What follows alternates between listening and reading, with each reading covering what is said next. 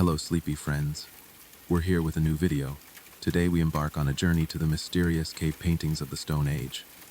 Before we begin, don't forget to subscribe to not miss our sleep-inducing history stories. Leave a comment about which historical era you'd like us to explore next.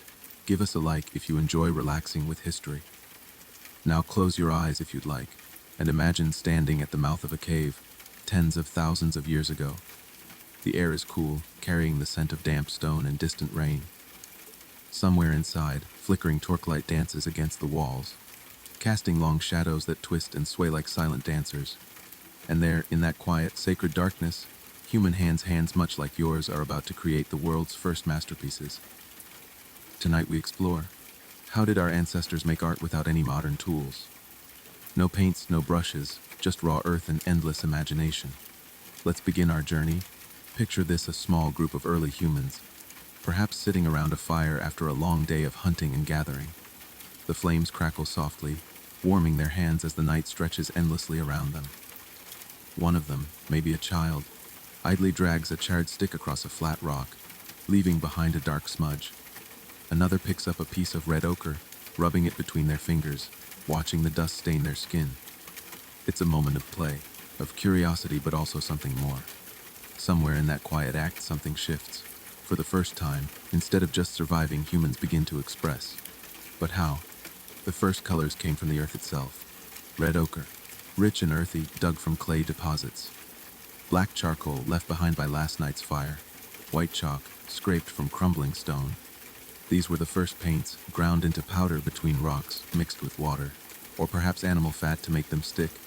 And the brushes, fingers of course, or maybe a frayed twig, chewed at the end to separate the fibers. A tuft of fur, dipped and dragged. A hollow reed, used to blow pigment onto the wall in delicate sprays. Now imagine standing inside one of those caves. The ceiling is low, the air still. The only sound is your own breath and the occasional drip of water from some hidden crevice. You lift your torch and suddenly there, a herd of bison, painted in bold red and black, galloping across the stone as if frozen in mid-motion. A handprint pressed firmly beside them, fingers splayed. A series of dots, perhaps counting something lost to time. Why here? Why in the deepest, darkest parts of the cave, where no one lived, where light barely reached? Some say it was ritual, a way to connect with the spirits of the animals they hunted. Others think it was teaching, a way to pass knowledge to the next generation. Or maybe, just maybe, it was as simple as this: they wanted to make something beautiful. And so they did. With nothing but what the earth provided, they painted, they carved, they told stories without words. They left behind whispers of their lives, waiting in the dark for thousands of years, just so we could wonder. But we're only just beginning. How did they plan these images? What tools did they craft to reach the highest parts of the cave? And why, out of all the animals they knew, did they choose to paint the ones they did? We'll explore that next time. For now, let the flicker of torchlight fade. Let the cave walls blur into shadows. And as the distant sound of dripping water lulls you deeper into rest, remember you, too, carry the same hands that first dared to create. Sleep well, time traveler. The past isn't done with you yet. Now, let's step deeper into the cave, where the air grows cooler and the silence feels heavier. The torchlight flickers, casting trembling shadows that make the animals on the walls seem to breathe. Here, in these hidden chambers, the Stone Age artists worked in near darkness, far from the safety of the cave entrance. Why? What drew them into these depths, where the only sound was the echo of their own footsteps? Perhaps it was the stillness, the way the cave swallowed every noise, leaving only the rhythm of their own heartbeat. Or maybe it was the walls themselves, smooth in some places, rough in others, as if the earth had prepared these surfaces just for them. Let's look closer at how they worked. Imagine an artist standing before a blank stretch of stone, running their fingers over its surface, searching for the right spot. They might have sketched first, tracing faint lines with a piece of charcoal, outlining the shape of a horse or a mammoth. Then, dipping a finger into a paste of red ochre, they began to fill in the body, smudging the pigment to create shadows and depth. For finer details, the curve of an antler. The glint of an eye, they might have used a sharpened stick or a bone needle, scratching delicate lines into the stone. Some paintings were made over time, layer upon layer. A bison painted one year might have been touched up years later, new colors blending with the old. Others were hidden behind cascading calcite formations, as if the cave itself was slowly swallowing them back into the earth. And then there are the handprints, dozens of them, scattered across the walls, some small enough to belong to children. To make these, the artist would press their palm flat against the stone, then blow pigment around it through a hollow reed, leaving a negative image, a ghostly outline of a hand that seems to reach out from the past. Were these signatures, rituals, or simply the human urge to say, "I was here"? The caves were not blank slates. The artists used the natural contours of the rock to bring their paintings to life. A bulge in the wall became the hump of a bison. A crack became a river flowing beneath hooves. They didn't just paint on the cave, they painted with it, as if the earth was collaborating in their art. But how did they see what they were doing? Torches would have been essential, but they burned quickly, filling the air with smoke. Some researchers believe they used stone lamps, shallow dishes filled with animal fat, and a wick of moss or lichen. These would have cast a softer, steadier light, enough to work by but not so bright as to ruin the mystery of the shadows. And what of the artists themselves? Were they special members of the group, singled out for their skill? Or was art something everyone did? A shared language of images and symbols? We may never know for sure, but the variety of styles, some rough and hurried, others painstakingly detailed, suggests that many hands contributed to these galleries. As we leave the cave, stepping back into the sunlight, one question lingers. Did they ever return to admire their work? Did they sit in the flickering light, telling stories about the animals on the walls, or explaining the meaning of the strange symbols beside them? Or were these paintings meant to be seen only once, their power sealed away in the dark until we, thousands of years later, stumbled upon them? The cave doesn't answer. It only keeps its secrets, whispering to us in colors that have lasted longer than empires, longer than languages, longer than memory itself. Tomorrow we'll wander even further into the past, to the very first strokes humans ever made, the scratches on rocks, the notches on bones, the humble beginnings of art. But for now, let the weight of these ancient images settle over you like a blanket. The torch is burning low. The cave is waiting, and the artists, though long gone, are still speaking. All you have to do is listen. As we venture further into the world of Stone Age art, we begin to notice something curious. Among the magnificent paintings of animals and the scattered handprints, there are other marks, strange shapes, patterns, and symbols that appear again and again across different caves, separated by hundreds of miles and thousands of years. A series of dots here, a zigzag line there, what appear to be crude representations of huts or trees elsewhere.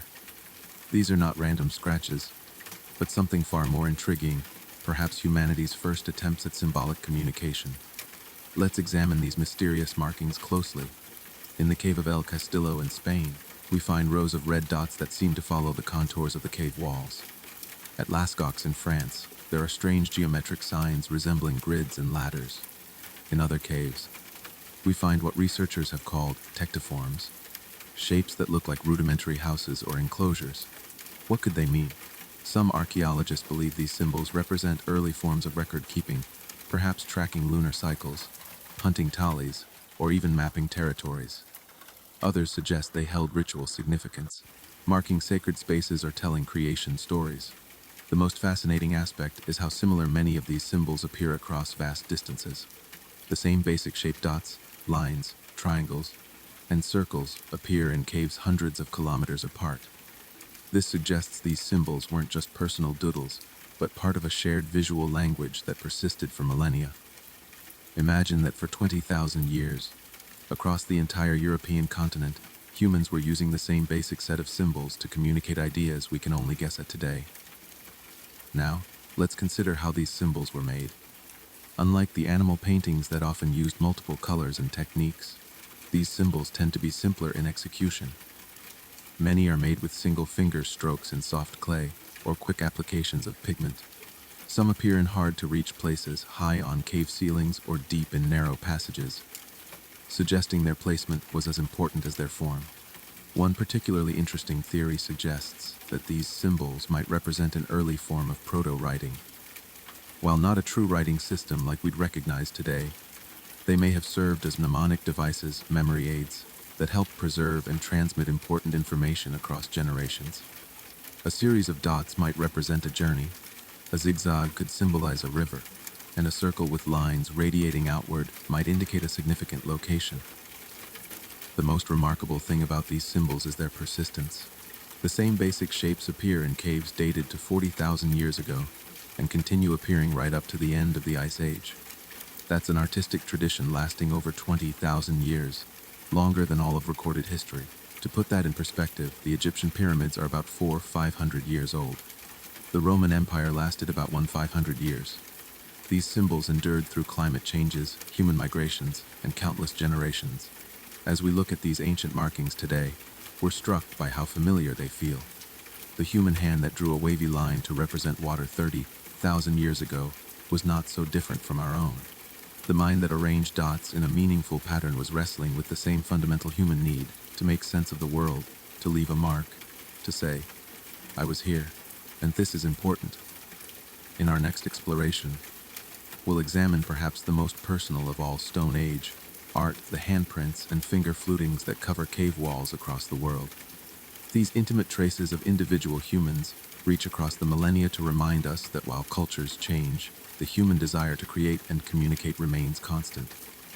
But for now, let these simple shapes linger in your mind, dots and lines that once held meaning for people long gone, yet still speak to us today in a silent language we're only beginning to understand.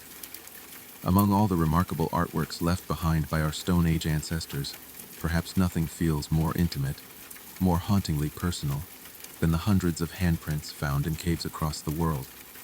These aren't representations of hands painted with careful strokes, but actual hands pressed against cold stone walls, with pigment blown around them to create negative images that have survived for millennia. When you stand before one of these handprints in the flickering light of a modern lamp, it's impossible not to feel a strange connection across time. The outline of a hand that once belonged to a living, breathing person not so different from you or me. Let's examine these handprints more closely. They appear in various forms across Europe, Asia, and the Americas, dating from 40,000 years ago up to more recent prehistoric periods. Some caves contain just a few isolated handprints, while others, like the Cave of Hands in Argentina, feature hundreds upon hundreds of them covering entire walls in what archaeologists sometimes call hand stencil galleries. The colors vary from deep reds to blacks and occasionally whites, depending on the pigments available.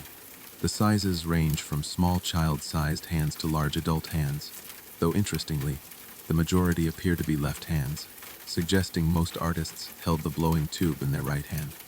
The technique used to create these handprints reveals much about Stone Age ingenuity. To make a negative handprint, the artist would first prepare the pigment, typically red ochre or manganese dioxide for black, ground into a fine powder. Then they would place their hand flat against the cave wall and, using a hollow bone or reed, blow the pigment around their hand. The result is a crisp outline of a hand, often with fascinating details preserved, the slight gaps between fingers, the curve of the palm, sometimes even the texture of the skin. In some cases, the artist appears to have moved their hand slightly during the process, creating a blurred effect that makes the ancient hand seem almost alive. But why did they do this? What compelled people across different continents and thousands of years to leave these personal marks in dark, often hard-to-reach caves? The theories are numerous.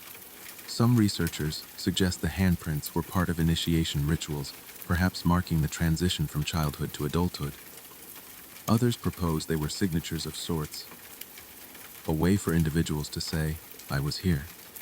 There are spiritual interpretations, too, that the handprints were meant to connect the living with the spirit world, or that they served as protective symbols.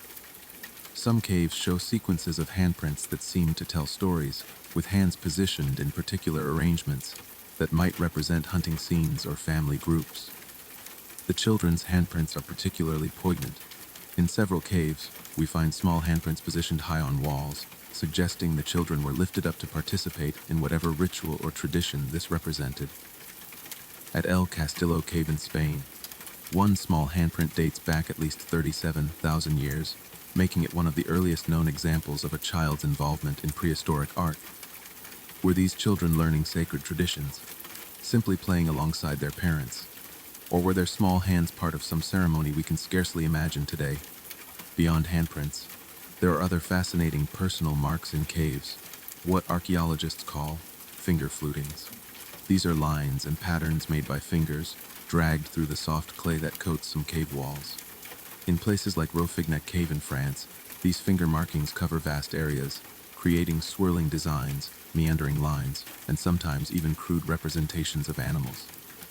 What makes these particularly interesting is that researchers have been able to identify individual artists by the spacing between their fingers, revealing that some caves were decorated by small groups of people, often including both adults and children. The most remarkable thing about these handprints and finger markings is how they humanize the distant past. When we look at cave paintings of animals, we marvel at the skill and observation of the artists. But when we see a handprint, we're confronted with something different, not just artistic ability, but the physical presence of another human being. The slight imperfections in the prints, a crooked finger here, a smudged edge there, remind us that these were real people with individual quirks and characteristics, not just abstract cavemen. As we continue our exploration of Stone Age art, we'll turn our attention to the tools and techniques used to create these enduring works, the primitive lamps that illuminated the caves, the makeshift brushes and applicators, and the ingenious methods for preparing and applying pigments. But for now, let your mind linger on those handprints in the dark, in the quiet of night. It's almost possible to imagine the moment of their creation, the hiss of blown pigment, the warmth of a hand against cold stone, and the satisfaction of stepping back to see one's own mark left for eternity. There's something profoundly comforting in this connection across time. The same hands that shaped stone tools, that kindled fires against the cold, that comforted crying children, those hands also took time to create, to express, to leave behind something beautiful. In our fast-paced modern world of fleeting digital images and disposable culture, these ancient handprints stand as a testament to the enduring human need to make our mark, to say to the future, we were here, we lived, we mattered. The caves keep their secrets well, but the handprints remind us that history isn't just about grand events and technological advances. It's also about the small, personal moments that rarely make it into the history books. A child's hand pressed against a wall, a parent lifting them up to reach higher, a family or community gathered in firelight, participating in something meaningful. These quiet moments, preserved in pigment and stone, may be the most human artifacts we have from our deep past. As sleep begins to claim you, imagine for a moment your own hand against that cold cave wall. The weight of time between that moment and this one seems immense, but the connection feels real. The same creative impulse that drove those ancient artists flows in you too, the desire to shape your world, to leave something behind, to connect across time and space. The medium has changed, but the essential human experience remains. Rest now, with the knowledge that you are part of an unbroken chain of creators that stretches back to those first hesitant marks in the dark. Imagine standing in complete darkness, the kind of darkness that feels heavy and absolute, where not even the faintest glimmer of light penetrates. This was the environment Stone Age artists worked in, as they created their masterpieces deep within cave systems, far from any natural light source. How did they see what they were doing? How did they illuminate those vast underground galleries to paint bison, horses, and handprints with such precision?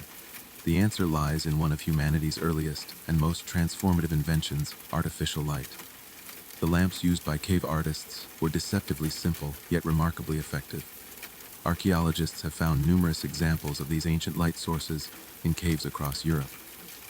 Typically made from flat stones with natural depressions or carefully hollowed-out areas, these lamps would have been filled with animal fat, likely from deer, horses, or cattle, with a wick made of dried moss, lichen, or possibly plant fibers floating in the grease. When lit, these lamps would produce a steady, flickering flame not unlike a small candle, casting a warm golden glow that had brought the cave walls to life in dancing shadows. Experiments with replica stone lamps have shown just how effective they were. A single lamp could provide enough light to work by for several hours, illuminating an area of about 3 to 5 square meters, perfect for focusing on a specific section of wall. The light would have been soft and directional, creating dramatic highlights and shadows across the uneven cave surfaces. This explains why many cave paintings show such sophisticated use of the natural contours of the rock in the flickering lamplight.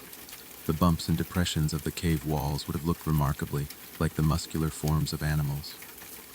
But lighting wasn't the only challenge these early artists faced. The air deep in caves is often still and stagnant, meaning smoke from torches or lamps would accumulate quickly. This is why many caves show little evidence of torch use in their deepest, most decorated chambers. The smoke would have made prolonged work impossible. Stone lamps produced minimal smoke, especially when using clean animal fats, allowing artists to work for extended periods without suffocating themselves.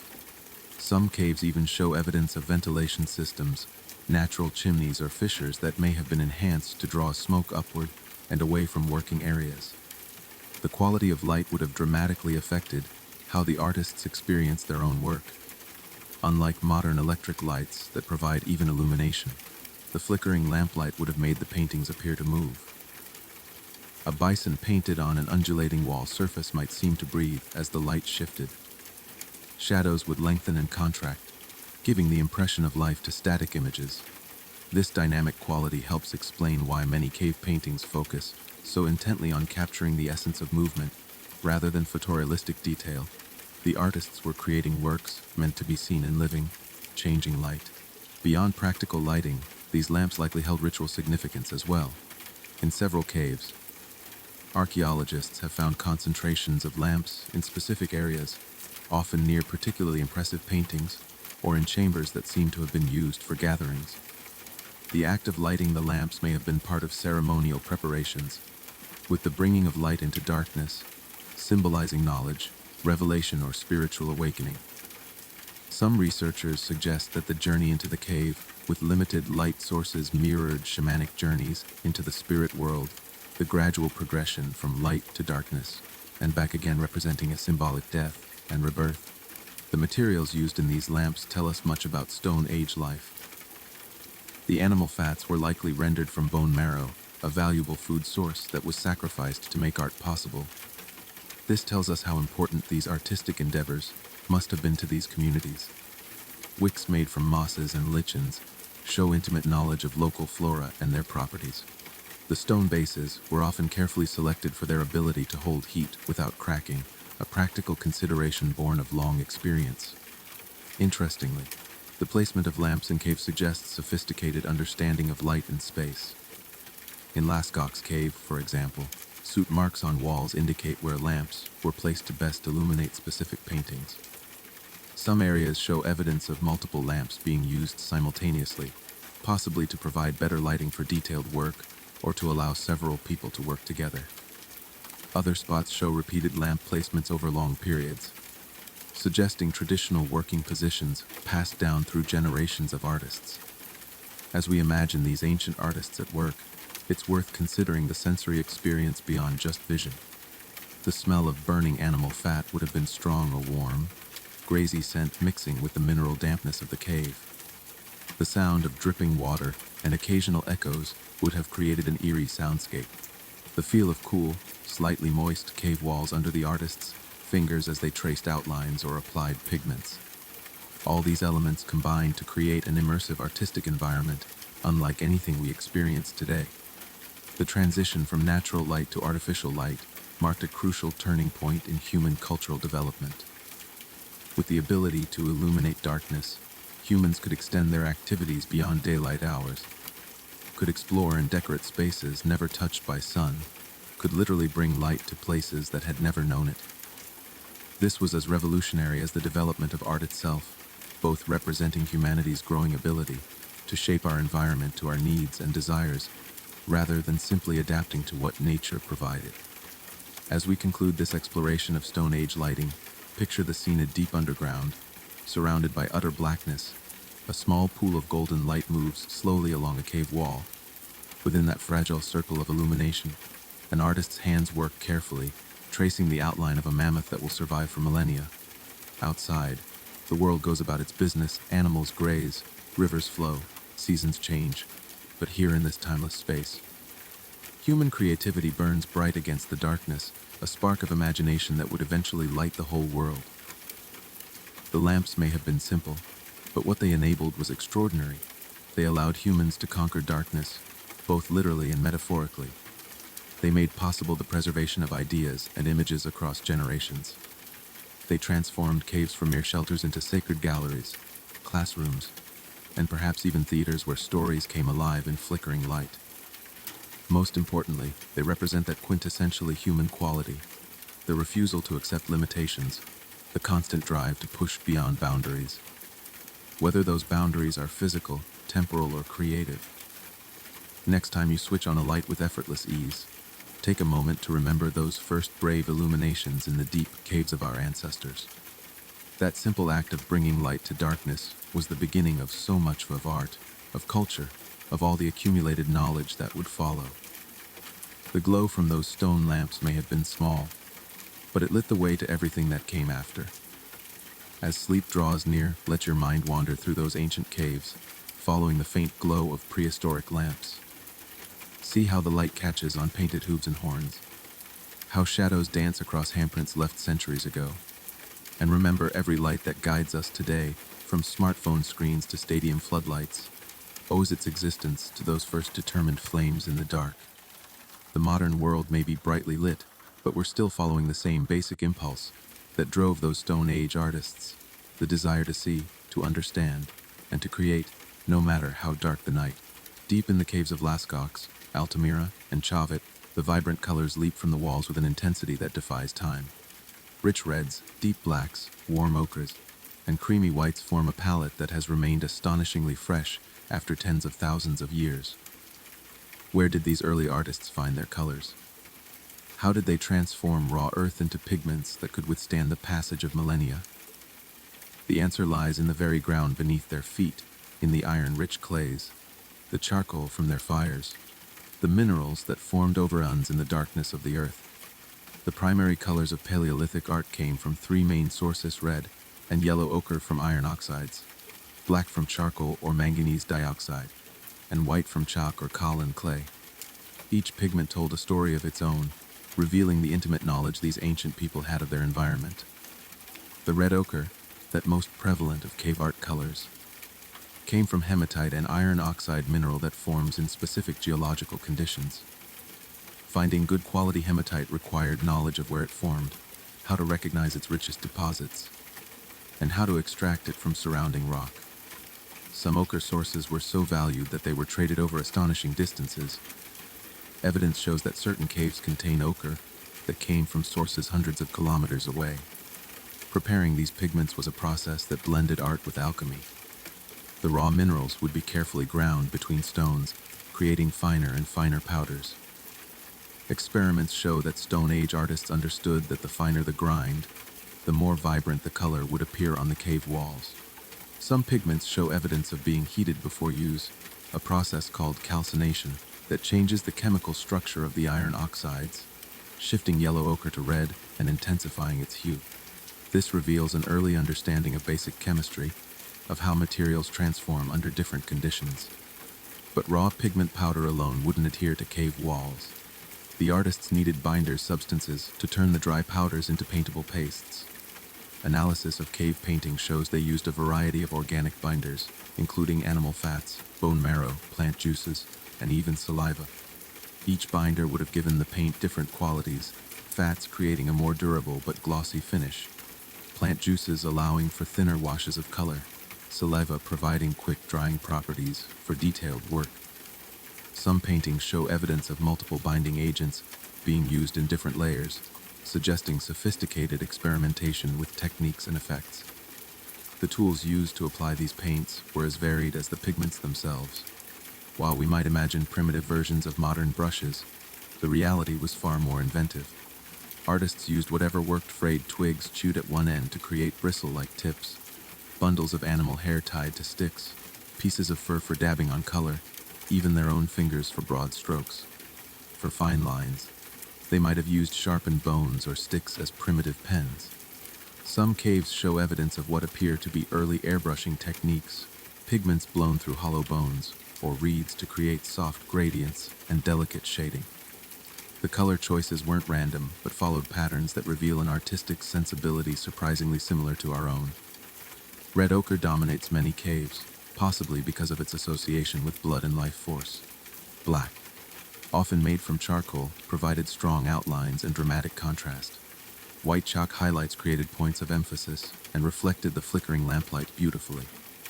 Interestingly, some colors are conspicuously absent. True blues and greens rarely appear in Paleolithic art, likely because stable mineral sources for these colors were scarce in the environments where these people lived. The longevity of these pigments is nothing short of miraculous.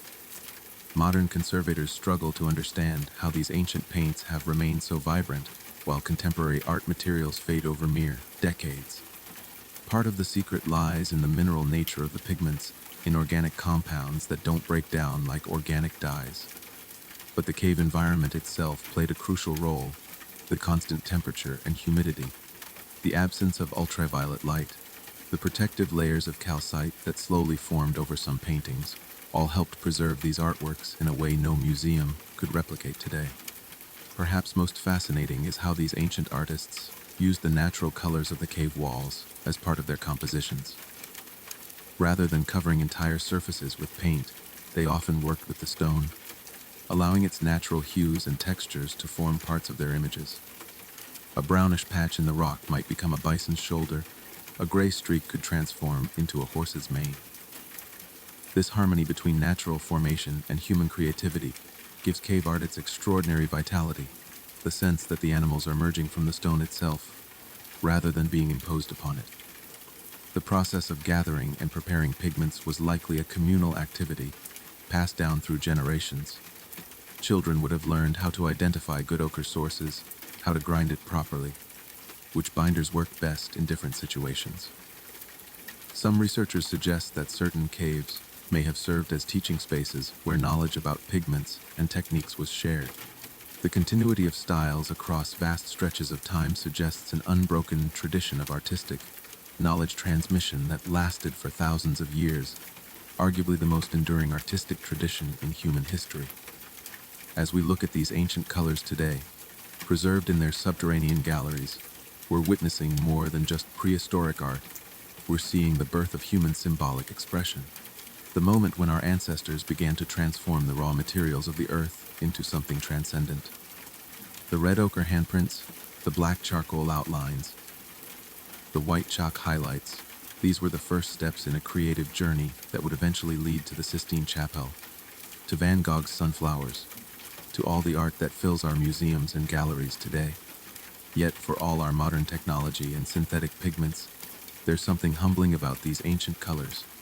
They remind us that true artistry lies not in the sophistication of tools or materials, but in the vision of the artist, in the ability to see potential where others see only dirt and rock. The Stone Age painters took the very earth beneath their feet and turned it into something timeless, a lesson in creativity that remains relevant even in our digital age. As sleep draws near, imagine yourself as one of those ancient color makers. The weight of a grinding stone in your hand, the rhythm of crushing ochre into powder, the satisfaction of seeing dull earth transform into vibrant pigment. The cave wall waits, and in your mind's eye, the animals are already taking shape not on the stone, but in that mysterious space between imagination and creation, where all art begins. Tomorrow, we'll explore how these images came to life under the artist's hands, but for now, let the colors of the ancient earth fill your dreams, red as blood, black as night, white as bone, all whispering stories older than civilization itself. While the magnificent cave paintings of Lascaux and Altamira capture our imagination, they represent only part of Stone Age artistic expression.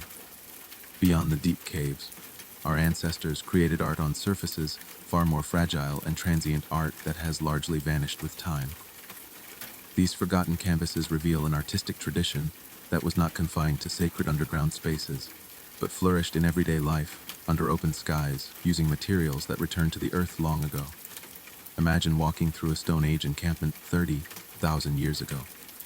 The landscape would have been alive with art in ways we can scarcely reconstruct today. Animal hides stretched across wooden frames might have been painted with elaborate designs, their organic materials long since decayed. Large flat stones at campsites could have served as temporary canvases, their artwork exposed to the elements until rain and wind gradually erased them. Even the soil itself may have been used for large-scale earth drawings, smoothed and marked with fingers or sticks in patterns visible only until the next strong wind. Some of the most intriguing lost artworks would have been created on living surfaces, trees carved with symbolic designs, riverbanks sculpted into temporary reliefs, or even early body art using the same ochre pigments found in caves. The famous Venus figurines that have survived were likely just a small fraction of three-dimensional art that once existed: wooden carvings, woven sculptures, or unfired clay figures that returned to the earth. The absence of these artworks from the archaeological record creates a profound distortion in our understanding of prehistoric art, emphasizing the permanent over the ephemeral, the hidden over the visible. Recent archaeological techniques are beginning to reveal traces of these lost artworks. Microscopic analysis of soil samples from ancient campsites sometimes reveals concentrations of pigment particles where no cave walls exist.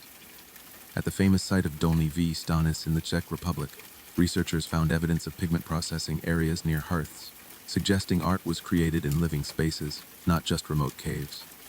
In some rare cases, impressions of decorated organic materials have been preserved indirectly, like the imprint of a woven basket pressed into clay that later hardened, revealing geometric patterns we can no longer see on the original. The materials used for these surface artworks would have been radically different from cave paintings. Without the protection of deep caverns, artists adapted their techniques to more temporary conditions. Pigments might have been mixed with plant resins or animal glues to withstand brief exposure to weather. Designs could have been reappeared seasonally, like the sand paintings of some indigenous cultures today. Some researchers suggest that early artists may have used the landscape itself as a canvas, arranging stones in meaningful patterns, creating large-scale designs visible from hillsides, or using natural features as elements in larger compositions. The subject matter of these lost artworks likely differed from cave paintings too. While caves often feature large, dramatic animals, open-air art may have included more human figures, everyday scenes, or abstract patterns better suited to smaller, portable surfaces. The famous scene in Lascaux's shaft showing what appears to be a bird-headed man falling before a bison is rare in cave art, but may have been common in other artistic contexts. Seasonal markers, clan symbols, or maps to resources might have dominated these more utilitarian artworks. The social context of this art would have been fundamentally different as well. Cave art, hidden away in dark recesses, may have been created by select individuals during special rituals, but art in campsites and open areas would have been communal, visible to all, possibly created by many hands. Children likely participated more in these everyday artistic expressions, learning techniques and traditions in the open air, rather than in the solemn darkness of caves. The art may have served more immediate purposes, marking territories, recording events, or simply beautifying living spaces. Some of the most fascinating lost artworks would have been what we might call performance pieces today. Using firelight and shadow against rock faces or hide screens, early humans could have created proto-theatrical displays. Pigments mixed with fat could have been used for body painting during ceremonies, their designs lasting only as long as the event itself. Even the arrangement of campfires at night might have created temporary light installations across landscapes. These ephemeral art forms leave no direct traces, but their possibility reminds us how limited our view of prehistoric art truly is. The relationship between permanent cave art and these lost surface artworks raises intriguing questions. Were the cave paintings in some way backups or preservations of more transient art created outside? Or were they fundamentally different traditions serving distinct purposes? The few surviving examples of open-air rock art that have endured, like the carvings at Cá Valley in Portugal, show stylistic similarities to cave art, but also significant differences, suggesting a more diverse artistic landscape than we typically imagine. As we try to reconstruct these vanished artworks, we're reminded that what survives is not necessarily what was most important to prehistoric people. The art that meant the most may have been precisely that which was never meant to last. A drawing in the mud to show a child how to track animals. patterns painted on a shelter to celebrate a successful hunt, decorations on clothing that rotted away centuries ago. The cave paintings we marvel at today may have been just one facet of a much richer artistic world, most of which has returned to the earth from which it came. This realization transforms our understanding of prehistoric creativity. Rather than seeing cave art as exceptional, we might better view it as the visible tip of an enormous iceberg of artistic expression, most of it now lost to time. The same hands that painted bison in deep caves likely decorated tools, clothing, and living spaces with equal care. The artistic impulse wasn't confined to special occasions in sacred spaces, but permeated daily life in ways we can only dimly perceive through the archaeological record. As sleep approaches, try to imagine this richer, more complete artistic world. Picture not just the dark caves with their dramatic animal figures, but also the sunlit camps where people gathered around decorated hides, where children traced patterns in the dirt, where everyday objects bore marks of beauty and meaning. The true scope of Stone Age art was almost certainly far greater, far more varied, and far more integrated into daily life than the fragmentary remains suggest. What has survived is extraordinary, but what has been lost may have been even more remarkable. In our next exploration, we'll examine how these artistic traditions changed as the Ice Age waned and new materials and technologies emerged. But for now, let your mind wander through those imagined open-air galleries, where the wind carried the scent of ochre and charcoal, where art was made not to last millennia, but to serve the moment beautiful, transient, and profoundly human. The cave paintings endure, but perhaps the true heart of Stone Age art beat strongest in those lost, ephemeral creations that vanished with the people who made them, leaving only whispers in the archaeological record and endless questions for us to ponder in the quiet of night. As we marvel at the surviving masterpieces of Stone Age art, we inevitably wonder about the creators themselves. Who were these early artists who painted bison with such anatomical precision and carved voluptuous Venus figurines from mammoth ivory? What role did they play in their societies? Were they special individuals set apart, or was artistic expression a common skill shared by many? The answers, as always in prehistory, remain partially obscured by time, but fascinating clues emerge when we examine the evidence with care. Recent archaeological discoveries suggest that Paleolithic artists came from all segments of society. The long-held assumption that cave art was exclusively the domain of male shamans or hunters has been challenged by several lines of evidence.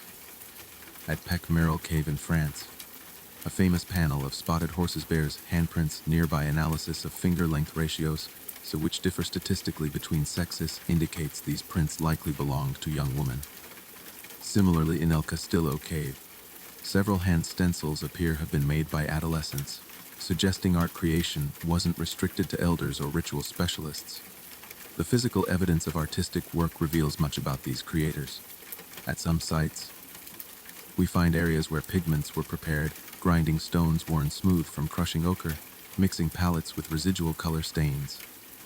The wear patterns on these tools suggest years of habitual use, hinting at specialized knowledge passed down through generations. In other cases, like the famous Painter Studio, found at Blombos Cave in South Africa, we see complete ochre processing kits dating back 100,000 years, abalone shells used as containers, bone spatulas for mixing, and carefully stored pigments ready for use. These finds paint a picture of deliberate, sophisticated artistic practice rather than casual doodling. The artist's technical knowledge was remarkably advanced. They understood how different binders affected pigment application, using fatty substances for glossy finishes, water-based solutions for delicate washes. They mastered perspective long before Renaissance artists, often distorting animal proportions to appear correct when viewed from specific angles in flickering lamplight. Some cave paintings show evidence of preliminary sketches made with charcoal or finger marks in clay before the final pigments were applied. At Chavet Cave, artists used the natural contours of cave walls to create stunning three-dimensional effects, making horses appear to emerge from the stone itself. The time investment required for these works was substantial. Analysis of the famous Lascaux cave painting suggests the elaborate Hall of Bulls may have taken over 500 hours to complete, equivalent to someone working 40-hour weeks for nearly a year. This implies either that creating art was someone's primary role in society, or that communities collectively valued art enough to dedicate significant time to its creation alongside survival activities. The sheer scale of some cave art, paintings extending across walls dozens of feet long, suggests teamwork, with multiple artists working in concert on different sections.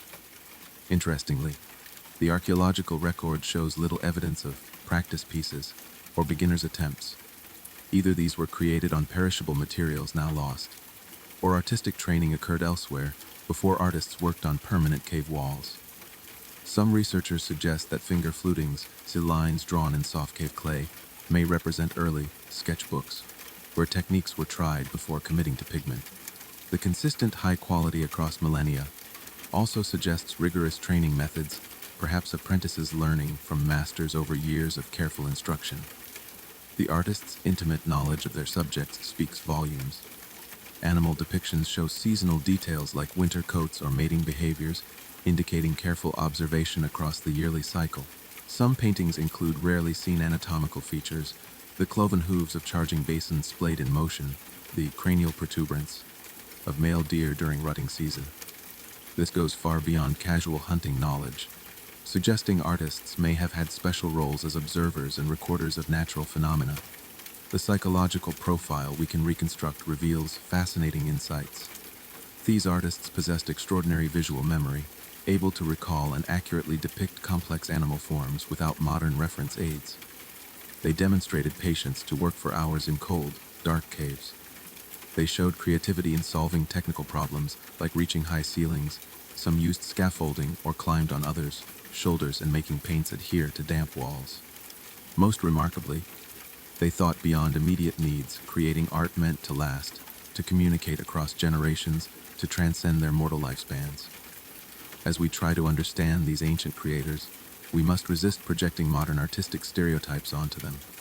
They likely didn't consider themselves artists as a separate class, but perhaps as knowledge keepers, storytellers, or bridge builders between the physical and spiritual worlds.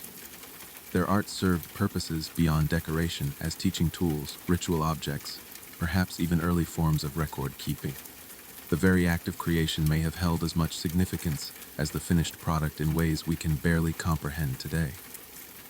The legacy of these unknown artists surrounds us still. Every time someone picks up a tool to create rather than just use, every time we value beauty alongside utility, every time we seek to leave marks that outlast our brief lives, we walk paths first traced by those Paleolithic hands in the flickering lamplight. Their names are lost to time, but their impulse to make meaning through creation echoes in artists' studios, children's drawings, and even in our late-night doodles. The human need to express, to communicate, to leave our mark. This may be their greatest legacy to us, their distant artistic descendants. As sleep draws near, imagine yourself in that cave so long ago. The weight of a grinding stone in your hand as you prepare ochre. The smell of burning fat from the stone lamp. The quiet concentration as your fingers trace the outline of an aurochs you saw yesterday on the step. In that moment, across the chasm of millennia, you and that ancient artist share something timeless, the simple, profound human joy of creation. The tools have changed, the subjects vary, but the essential act remains the same, taking the raw materials of the world and shaping them into something that says, I was here. I saw this. It mattered to me. Tomorrow we'll explore how these artistic traditions change as the Ice Age waned and new materials transform creative expression. But for now, let the quiet certainty of those ancient artists lull you to sleep. They worked without audiences, without critics, without any promise that their efforts would endure.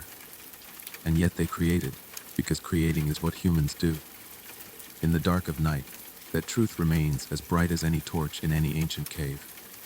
Beneath the surface beauty of prehistoric paintings and carvings lies a deeper mystery that has puzzled researchers for generations. Why did our ancestors spend countless hours in dark caves depicting animals, handprints, and strange symbols? What meanings and messages were encoded in these ancient artworks that have survived physically but lost their original cultural context? As we peel back the layers of time, fascinating patterns emerge that suggest Stone Age art was far more than simple decoration. It may have been humanity's first sophisticated system of visual communication. One of the most striking patterns in cave art is the non-random selection of animals depicted. Across Europe, certain species appear repeatedly, while others that were equally important for survival are conspicuously absent. Horses, bison, aurochs, and mammoths dominate the imagery, outnumbering reindeer, which were actually the most commonly hunted animals. Even more puzzling, dangerous predators like lions, bears, and rhinoceroses appear frequently despite not being food sources. This selective representation suggests the animals held symbolic meanings beyond their practical utility. Some researchers propose they represented clan totems, seasonal markers, or elements in creation myths. The positioning and grouping of animals reveals another layer of potential meaning. At Chauvet Cave, lions are often painted facing each other as if interacting, while herbivores typically appear in profile. In Lascaux, certain animals are consistently paired: horses with aurochs, bison with mammoths, in relationships that may have reflected cosmological beliefs. The famous crossed bison painting shows two animals positioned to create an intentional optical illusion when viewed by flickering torchlight, suggesting sophisticated understanding of visual perception. Geometric symbols accompanying the animal images form what some researchers call a proto-writing system. At over 200 European caves, archaeologists have cataloged 32 distinct geometric signs that appear repeatedly across vast distances and time periods. These include dots, lines, triangles, spirals, and zigzags, some appearing alone, others in complex combinations. Remarkably, the same 32 signs appear in caves separated by thousands of years and hundreds of kilometers, suggesting they formed a shared symbolic language among prehistoric cultures. A recent study found that certain signs consistently appear near specific animals: claviforms with club shapes with horses, dots with bison, hinting at possible symbolic relationships. The physical placement of art within caves follows deliberate patterns that likely held ritual significance. Most paintings and engravings appear in the deepest, most inaccessible chambers, areas with no evidence of domestic use. These remote spaces often feature unusual acoustics, echoes, resonances, and sound amplification at specific spots where artwork is concentrated. Some researchers propose that the cave served as prehistoric cathedrals, where visual art combined with chanting, music, and ritual performance to create multisensory spiritual experiences. The famous shaft scene at Lascaux, showing a bird-headed man falling before a bison, is positioned at the cave's most acoustically resonant point, suggesting the image may depict a shamanic trance induced by sound. Seasonal patterns emerge when we examine the artworks closely. Many animals are shown with seasonal characteristics: thick winter coats, antlers in velvet, or mating behaviors specific to certain times of year. Some caves have sunlight that penetrates to inner chambers only during solstices or equinoxes, illuminating special artworks on those days. At Cave of El Castillo in Spain, researchers found that 80% of hand stencils were made during 3 specific months of the year, suggesting seasonal gatherings for ritual purposes. The handprints found throughout European caves may represent more than simple signatures. Analysis shows they come in distinct size groupings, likely representing men, women, and children, but their distribution isn't random. In some chambers, small hands cluster together; in others, large hands dominate. Some researchers see this as evidence for age or gender-specific rituals. Intriguingly, many handprints show missing or shortened fingers, whether from ritual mutilation, frostbite, or artistic convention remains debated. These mutilated handprints appear across 25,000 years of cave art, suggesting a long-lasting symbolic tradition. The techniques used to create the art may have held as much meaning as the images themselves. In many caves, paintings were created using tools made from the bones of the animals being depicted: bison bone spatulas for applying bison images, horse bone tubes for blowing horse silhouettes. This material connection between artist, tool, and subject suggests a profound symbolic relationship between humans and animals that went beyond hunting.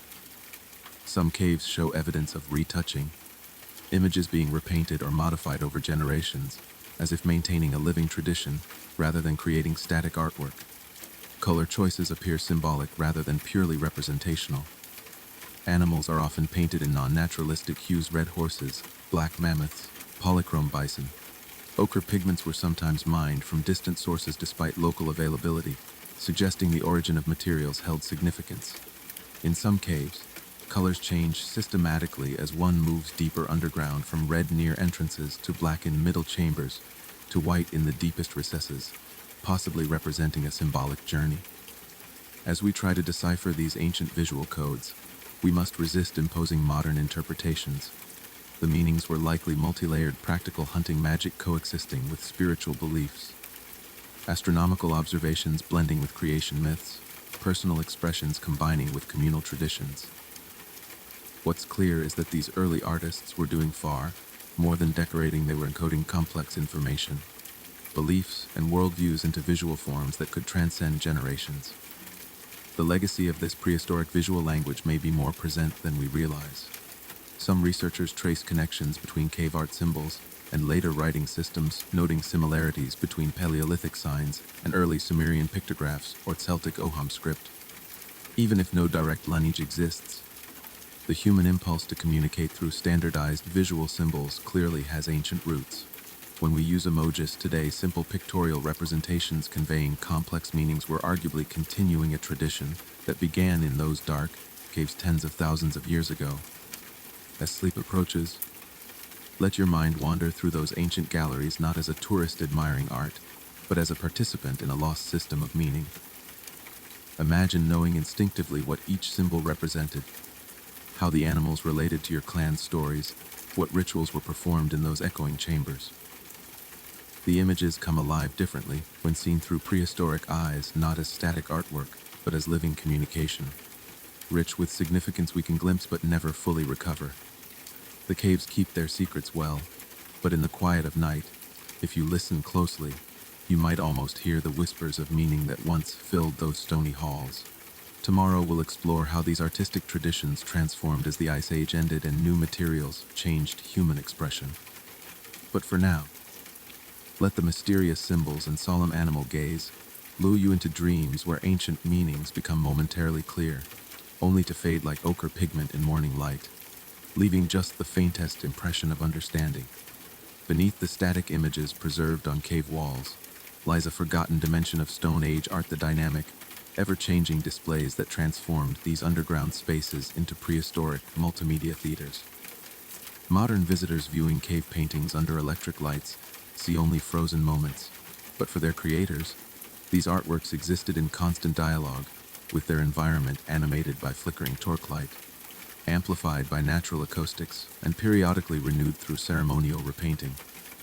This was art that breathed with the cave itself, changing with the seasons and evolving across generations in ways we are only beginning to understand. The play of light fundamentally altered how cave art was experienced. Experiments with replica Stone Age lamps reveal how moving light sources brought paintings to life. A bison painted across a gently undulating wall would appear to move as the light shifted, its muscles rippling in the dancing flames. Strategic placement of lamps could create the illusion of animals emerging from or retreating into the stone, an effect enhanced by artists' deliberate use of rock contours to suggest volume and movement. At Chavit Cave, some paintings are positioned so that approaching torchlight makes eyes painted with reflective materials seem to glow suddenly from the darkness. Sound formed an integral part of the cave art experience. Many decorated chambers possess remarkable acoustic properties, with specific spots producing echoes, resonances, or unusual sound amplification. At Le Portel Cave in France, researchers found that 90% of artwork clusters in areas with the strongest acoustic responses. In these spaces, chanting, drumming, or even simple hand claps would have created immersive soundscapes accompanying the visual displays. Some caves contain stalactites that produce distinct musical tones when struck, possibly the world's oldest known musical instruments placed near important artworks. The famous shaft scene at Lascaux sits precisely at the spot where sounds from the cave entrance focus into an eerie whisper. The caves themselves participated in the artistic process through natural processes that artists incorporated into their work. Calcite formations were used as natural frames for paintings. Dripping water created moving patterns that interacted with static images. At Altamira, artists timed their work to coincide with seasonal water flows that would periodically refresh paintings by depositing new mineral layers.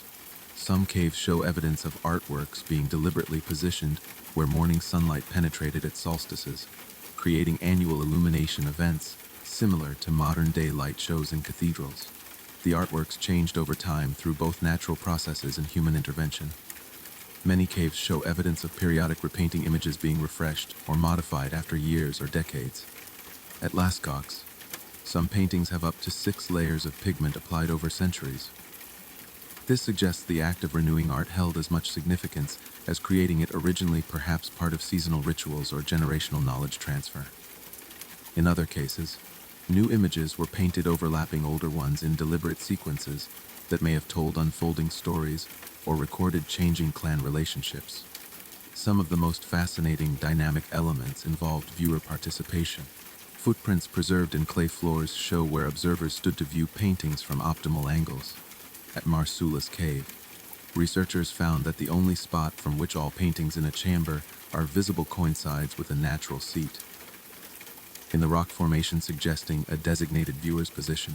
Other caves contain trigger points where stepping on a particular stone slab causes adjacent stalactites to vibrate, creating unexpected sound effects during viewing. Seasonal changes outside the caves affected the interior environment in ways that altered art perception. During winter, colder outside temperatures caused stronger air currents in cave systems, making torch flames flicker more dramatically. Spring meltwater increased humidity, temporarily making pigments appear more vibrant. Some caves developed seasonal fog patterns that would make paintings appear to float in mist during certain months. Artists likely knew and exploited these natural cycles when planning their displays. The most profound motion came from the artwork's interaction with human consciousness. Under the influence of sensory deprivation in deep caves, flickering light patterns, rhythmic sounds, and possibly ritual substances, the static images would have appeared to shift and transform before viewers' eyes, an effect well documented in modern neuropsychological studies. The famous twisted perspective of many cave animals, so where heads are shown in profile but horns from the front, may represent deliberate attempts to capture this fluid perception rather than artistic mistakes. Modern technology has previously revealed invisible dimensions of this living art. Laser scans at Lascaux detected thousands of faint finger marks surrounding major paintings, evidence of ritual touching over generations that wore away pigment. Hyperspectral imaging at Altamira uncovered hidden layers where animals were repainted to show different seasonal coats. 3D acoustic modeling shows how sound would have traveled through cave systems, suggesting routes for ceremonial processions where images would appear in sequence like a prehistoric storyboard. As we try to reconstruct these dynamic prehistoric art experiences, we must abandon our museum-conditioned view of art as something static behind glass. For Stone Age people, cave art was alive, responsive to the seasons, the elements, and human interaction. The same bison painting might appear dormant in summer, but come alive during winter ceremonies when torchlight hit it differently. A handprint placed near a cave mouth might only become visible when autumn sunlight struck at the perfect angle. This was art deeply connected to natural rhythms and cycles, changing as the world changed around it. The implications are profound. Rather than being simple galleries, these caves function more like living organisms, growing new layers of meaning as generations added to and reinterpreted the artworks within them. The paintings we see today are just fossilized moments in what were once continuously evolving creations, as fluid and changing as the cultures that produced them. This helps explain why dating cave art is so complex. A single image might contain pigments applied centuries apart as part of its ongoing ritual use. As sleep draws near, try to imagine the cave not as a silent museum but as a living theater. Picture the flicker of multiple torches casting moving shadows across painted herds. Hear the low chanting echoing through stone chambers. Feel the cool cave air mixing with the warmth of gathered people. Watch as a shaman's gesture makes a painted bison seem to stamp its hoof through clever lamp manipulation. This was art as experience, as ceremony, as living tradition, not frozen in time, but pulsing with the rhythms of human life in the natural world. Tomorrow we'll examine how these dynamic art traditions transformed as humans moved out of caves and into new environments. But for now, let the imagined movements of ancient torchlight rock you gently towards sleep, where perhaps your dreams will reconstruct, if only for a moment, the full multisensory splendor of prehistoric cave art as its creators truly experienced it, not as static images on stone, but as living, breathing, ever-changing expressions of human creativity in harmony with the earth itself. As the glaciers retreated and the climate warmed at the end of the last ice age, the magnificent tradition of cave painting that had flourished for over 30,000 years gradually faded away. The great animal galleries of Lascaux, Altamira, and Chauvet fell silent, their walls no longer receiving new images from human hands. This was not an abrupt ending, but a slow transformation as humanity's relationship with both art and the natural world evolved. The story of why and how this artistic tradition declined reveals profound changes in how humans saw themselves and their place in the world. The changing environment played a crucial role in this transition. As temperatures rose between 15,000 and 10,000 years ago, the vast herds of megafauna that had been primary subjects of cave art either migrated north or went extinct. The steppe tundras gave way to dense forests where animals were harder to see and hunt. With the disappearance of mammoths, woolly rhinos, and giant deer, the visual vocabulary of Paleolithic artists literally vanished from their world. New animal species appearing in the warming climate: roe deer, wild boar, forest birds rarely featured in cave art, suggesting they didn't carry the same symbolic weight for these cultures. Human lifestyles were transforming equally dramatically. The nomadic hunter-gatherer existence that had characterized the Upper Paleolithic gradually gave way to more settled ways of living. As people began building permanent dwellings and storing food, their relationship with caves changed from sacred spaces to practical storage areas or shelters. The development of pottery and woven textiles provided new surfaces for artistic expression that were portable rather than fixed to cave walls. A beautiful painted pot could now accompany daily life in ways cave art never could. The very techniques of art making evolved with new technologies. The invention of the bow drill allowed for finer engraving work on small objects. Groundstone tools enabled more sophisticated sculpture. Most significantly, the development of fired clay around 15,000 years ago introduced entirely new creative possibilities, both practical and artistic. These technological changes shifted artistic focus from large cave walls to smaller, more personal objects that could be traded, gifted, or carried during seasonal movements. The subject matter of art changed as humans' place in the natural world was renegotiated. Where cave art had overwhelmingly featured animals, accounting for over 90% of images at many sites, post-Ice Age art began showing more human figures and abstract designs. The famous Venus figurines represent one strand of this new artistic direction, focusing on the human form rather than animal spirits. This shift suggests changing belief systems, where human agency and fertility took precedence over animal mastery and cultural mythology. The materials themselves tell a story of transformation. Where cave artists had used mineral pigments from deep earth sources, later artists increasingly employed organic materials like plant dyes and charcoal that were more readily available in forest environments. The symbolic value of rare ochres from distant mines diminished as settled communities developed new value systems based on agriculture and animal domestication.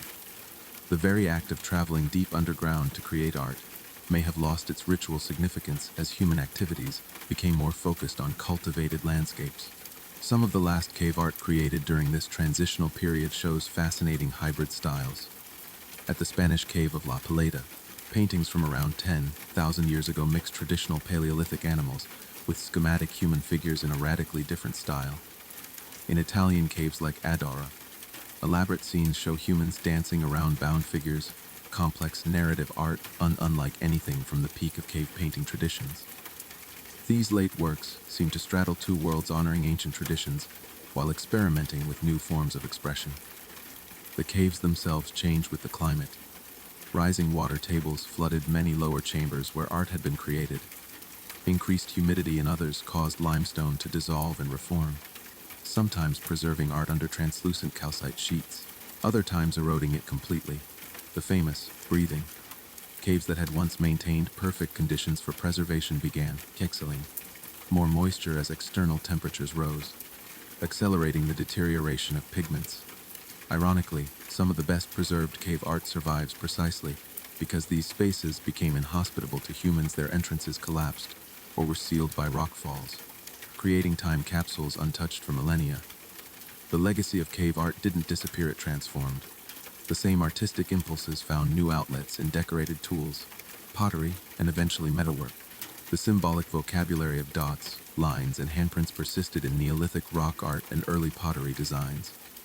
Even the cave art's spiritual function may have transferred to newly built ritual spaces. The world's oldest known temple at Geo-Bekli Tepe features animal carvings, strikingly reminiscent of much older cave paintings, suggesting cultural continuity even as artistic mediums changed.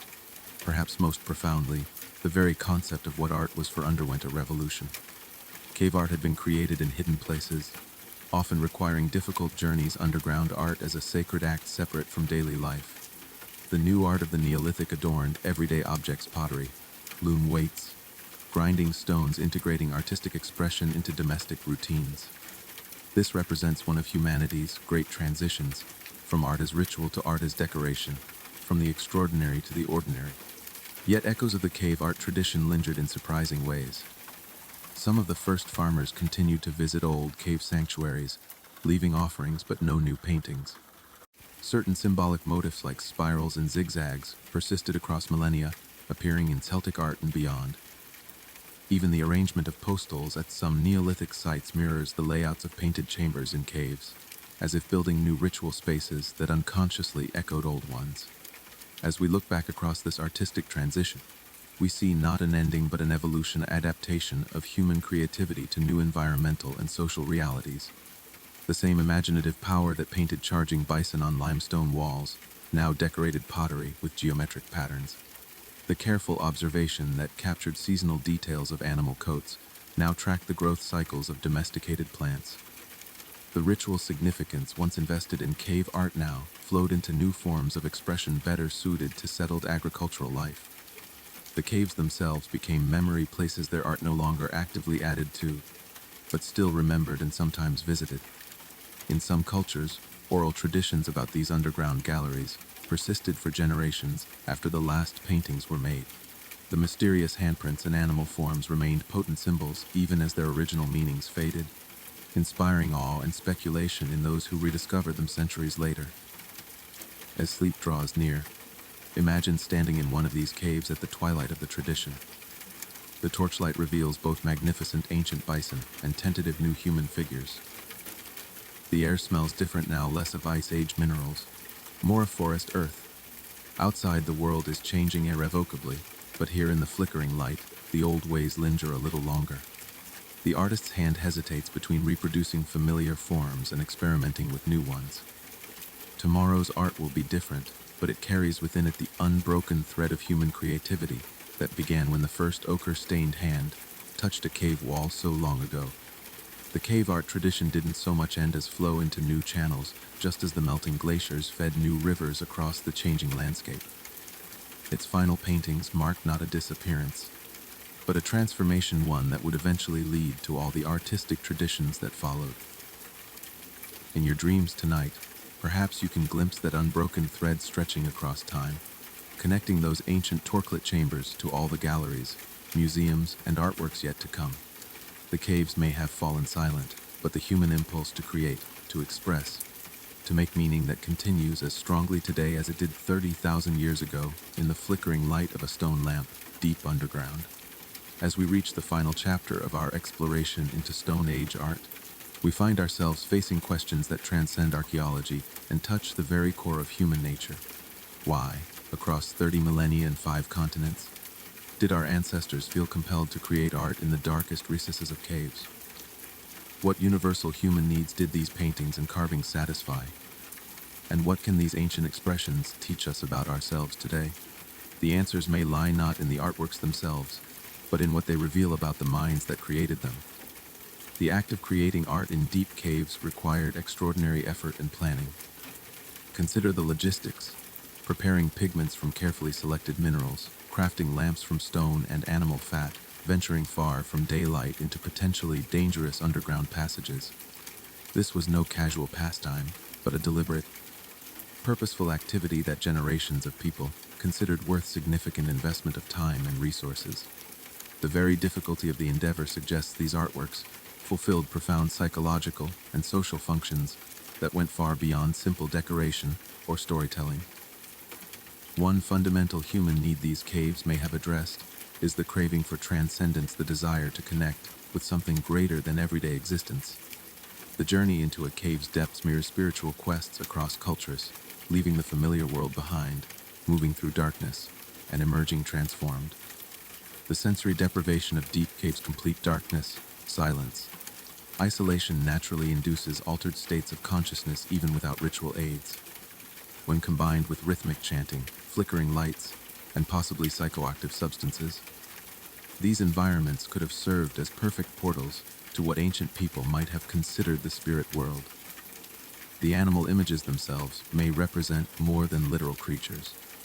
Many indigenous cultures today view animals as embodiments of spiritual forces or ancestors. The cave paintings' frequent depictions of animals in states of pregnancy, seasonal change, or ritual sacrifice suggest they symbolized cycles of life, death, and regeneration. The famous wounded animals, bison with arrows in their flanks, bears with lines streaming from their mouths, might depict not hunting scenes, but shamanic visions or mythological events. Some researchers note that the animals most commonly painted, horses, bison. Lions were often not the most frequently hunted, reinforcing their likely symbolic rather than practical significance. The handprints found throughout caves worldwide may represent humanity's earliest existential statements as a primal assertion of, "I exist," in the face of time's vastness. Unlike animal paintings that required skill and training, handprints were democratic. Anyone could leave one, from children to elders. Their prevalence suggests that in the darkness of caves, surrounded by images of powerful animals, our ancestors felt the need to assert their own presence. This simple gesture bridges 30,000 years. When you press your own hand against a surface, you recreate that fundamental human act of marking existence. The cave's enduring power over the human imagination may stem from their unique position as both womb and tomb metaphors. Their tunnel-like passages resemble birth canals, while their hidden chambers evoke the mystery of death. Creating art in these spaces could have been an attempt to mediate these fundamental human experiences, to assert control over life's great transitions through symbolic representation. The frequent placement of art in the deepest, most inaccessible chambers suggests we're spaces for confronting life's biggest questions, far from daily distractions. Modern neuroscience offers fascinating insights into why cave art took the forms it did. The universal prevalence of certain geometric pattern dots, zigzags, spirals matches the phosphenes people see in altered states of consciousness, suggesting these shapes reflect hardwired aspects of human perception rather than observed reality. The cave's sensory deprivation would have amplified these innate visual patterns, which artists then combined with realistic animal forms from their environment. This blending of internal vision and external observation creates the unique power of cave art that still resonates today. The social function of cave art may have been equally important. In small hunter-gatherer groups, where survival depended on cooperation, shared rituals in awe-inspiring settings would have strengthened group bonds. The knowledge required to create the art, where to find pigments, how to prepare binders, which animal forms to depict, would have created specialized roles that contributed to social complexity. Some researchers suggest cave systems served as prehistoric universities, where knowledge about animal behavior, navigation, and cosmology was transmitted through art and ritual. Perhaps most remarkably, cave art represents humanity's first attempts to create permanence in an impermanent world. Ice Age people lived in temporary shelters of hide and wood that left no trace, wore clothing that decayed, told stories that vanished with their tellers. But in caves, they created works meant to endure. The care taken in pigment preparation, the strategic placement in protected areas, the periodic renewal of images all suggest these were messages meant to outlast their creators. In this sense, cave art may represent the birth of the human concept of legacy, the idea that something of ourselves can speak to future generations. The continuing power of these ancient images speaks to something timeless in human psychology. Modern visitors to reproduced caves like Lascaux, CI often report profound emotional responses, awe, recognition, even tears when confronting these artworks. Artists from Picasso to Mir acknowledge their debt to cave art's bold lines and essential forms. Children worldwide naturally draw animals in styles strikingly similar to Paleolithic paintings. This suggests cave art taps into something fundamental about how humans perceive, and represent their world of visual language encoded in our cognition. As we conclude our journey through Stone Age art, we're left with a humbling realization. The artists of Lascaux, Chauvet, and Altamira were fully modern humans biologically and cognitively identical to us. They faced the same existential questions we do, the same awe before nature's power, the same desire to make meaning from life's mysteries. Their solutions expressed in pigment on stone represent not primitive fumblings, but sophisticated responses to universal human dilemmas. The caves still hold mysteries we may never solve. Why are certain caves filled with art while others nearby remain blank? How were artistic traditions maintained across hundreds of generations? What songs and stories accompanied these images that have been lost to time? These unanswered questions remind us that the past will always retain elements of mystery, and perhaps as it should be. As sleep comes, imagine yourself as one of those ancient artists, standing in the flickering lamplight before a blank stretch of stone. The pigments are prepared, the cave is silent, the animals of your world wait to take shape under your hand.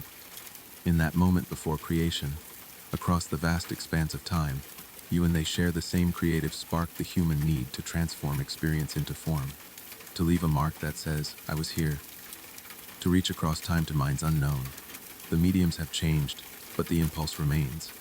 And so we say goodnight to the cave artists and their world, knowing their legacy lives on every time a child picks up a crayon, an artist faces a blank canvas, or any of us pause to appreciate beauty in an unexpected place. The caves may be silent, but the human creative spirit they first expressed still sings as strongly as ever in you, in me, in all of us who carry forward that ancient urge to make meaning visible. Sleep well, time traveler. Your journey through the art of the ages is complete, but the story of human creativity continues with you as its latest inheritor and custodian. Tomorrow, when you wake, you'll add your own small chapter to that endless story, just as those ancient artists did in the flickering light of their stone lamps so long ago. As we close our journey through Stone Age art, we arrive at a profound realization. Those ancient handprints on cave walls are not relics of a distant past, but the beginning of a living tradition that stretches unbroken to the present day.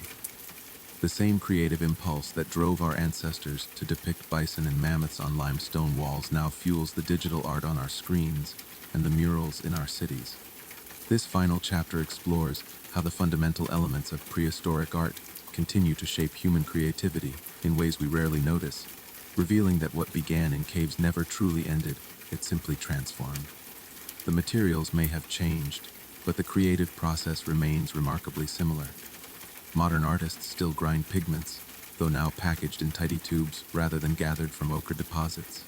We still use binders to make color adhere to surfaces, synthetic acrylics replacing animal fats and plant juices.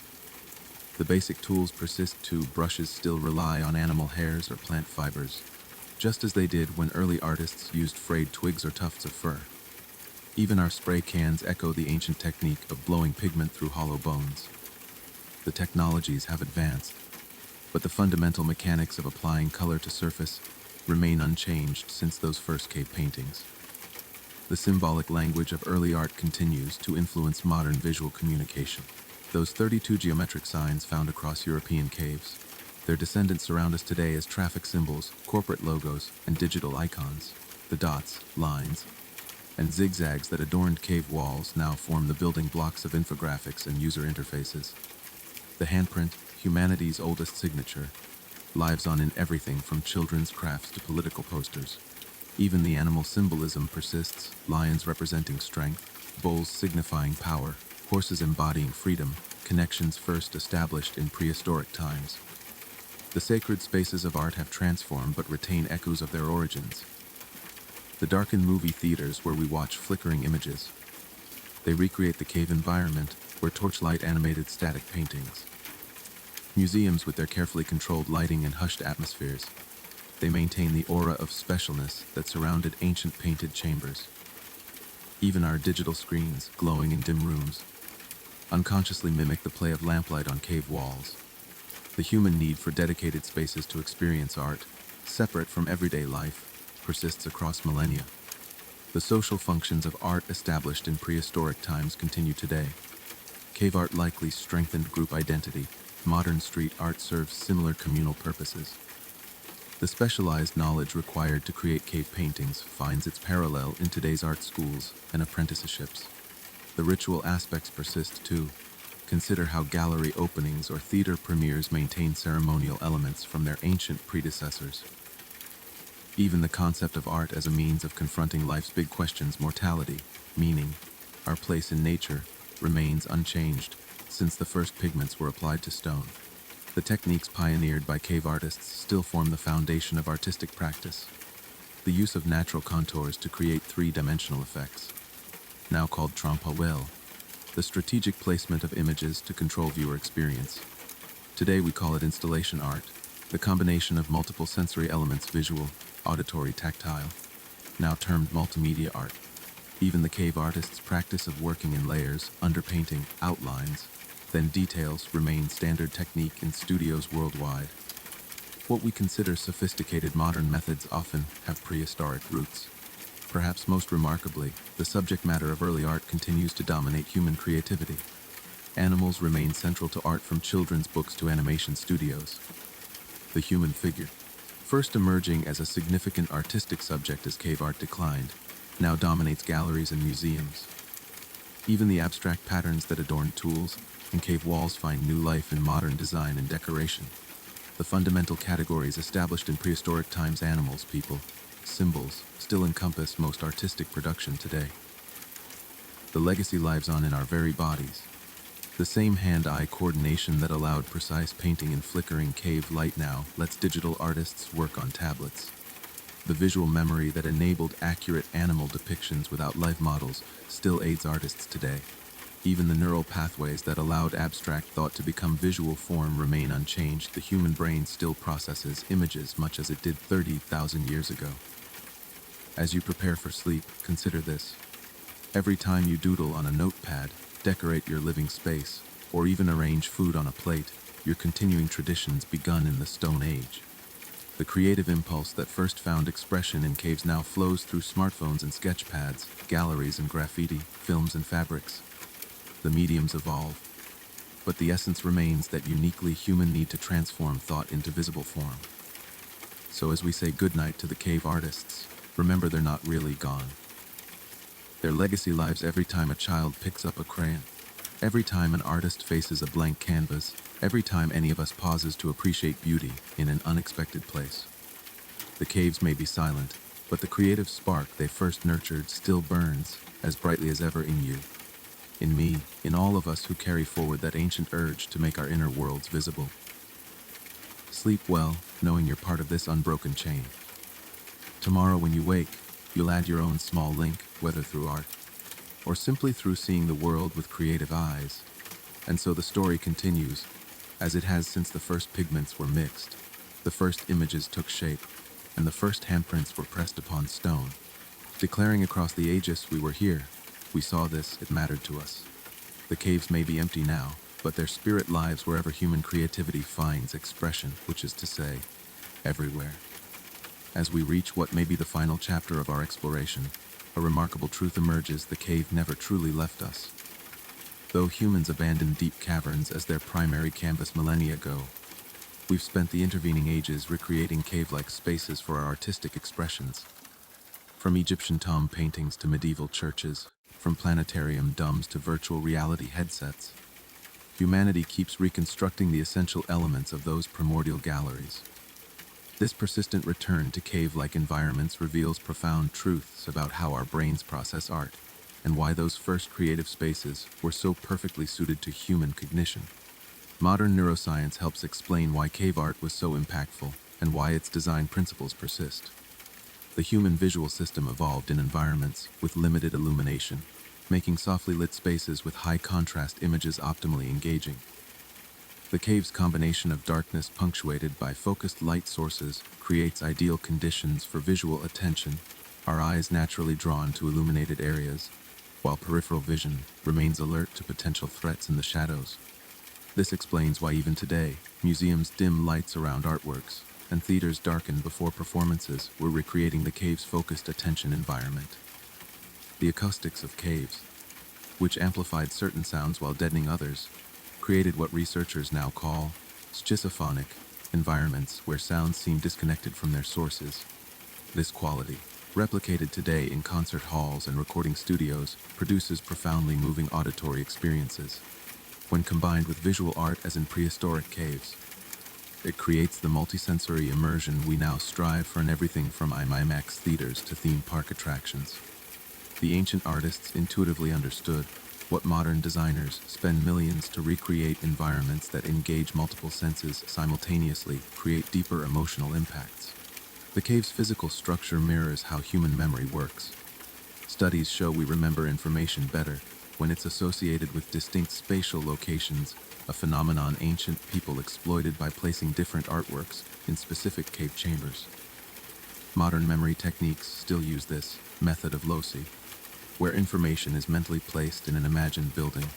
The cave's winding passages naturally created this memory-enhancing structure, making them perfect for preserving and transmitting cultural knowledge across generations. Today's museums consciously recreate this by dividing exhibits into themed galleries connected by passageways. The isolation of caves created ideal conditions for what psychologists now call flow state, that blissful absorption in creative work where time seems to disappear. Modern artists still seek out studios separated from daily distractions, while writers retreat to cabins, all unconsciously recreating the cave's focused environment. The sensory deprivation of deep caves naturally induces mild trance states, explaining why so many spiritual traditions use isolated, dark spaces for meditation and vision quests. Those ancient artists weren't just making art, they were engineering optimal creative consciousness. Contemporary architecture increasingly incorporates cave-like elements for their psychological benefits. Libraries with quiet, womb-like reading nooks, restaurants with intimate booth seating, luxury homes with man caves, and home theaters all tap into our deep-seated preference for enclosed, protective spaces with controlled lighting. Even open-plan offices now add focus pods that mimic cave-like isolation. The most successful public spaces balance openness with these comforting enclosures, just as Upper Paleolithic people balanced cave art with open-air creations. Digital technology has brought the cave full circle. Virtual reality headsets recreate the cave's total immersion, blocking out the external world to focus on created imagery. Video games build elaborate cave levels that players find strangely compelling. Dark mode settings on our devices reduce eye strain, just as cave lighting did. Even the internet's structure, with its deep rabbit holes of linked information, mirrors the branching tunnels of cave systems, leading to hidden chambers of knowledge.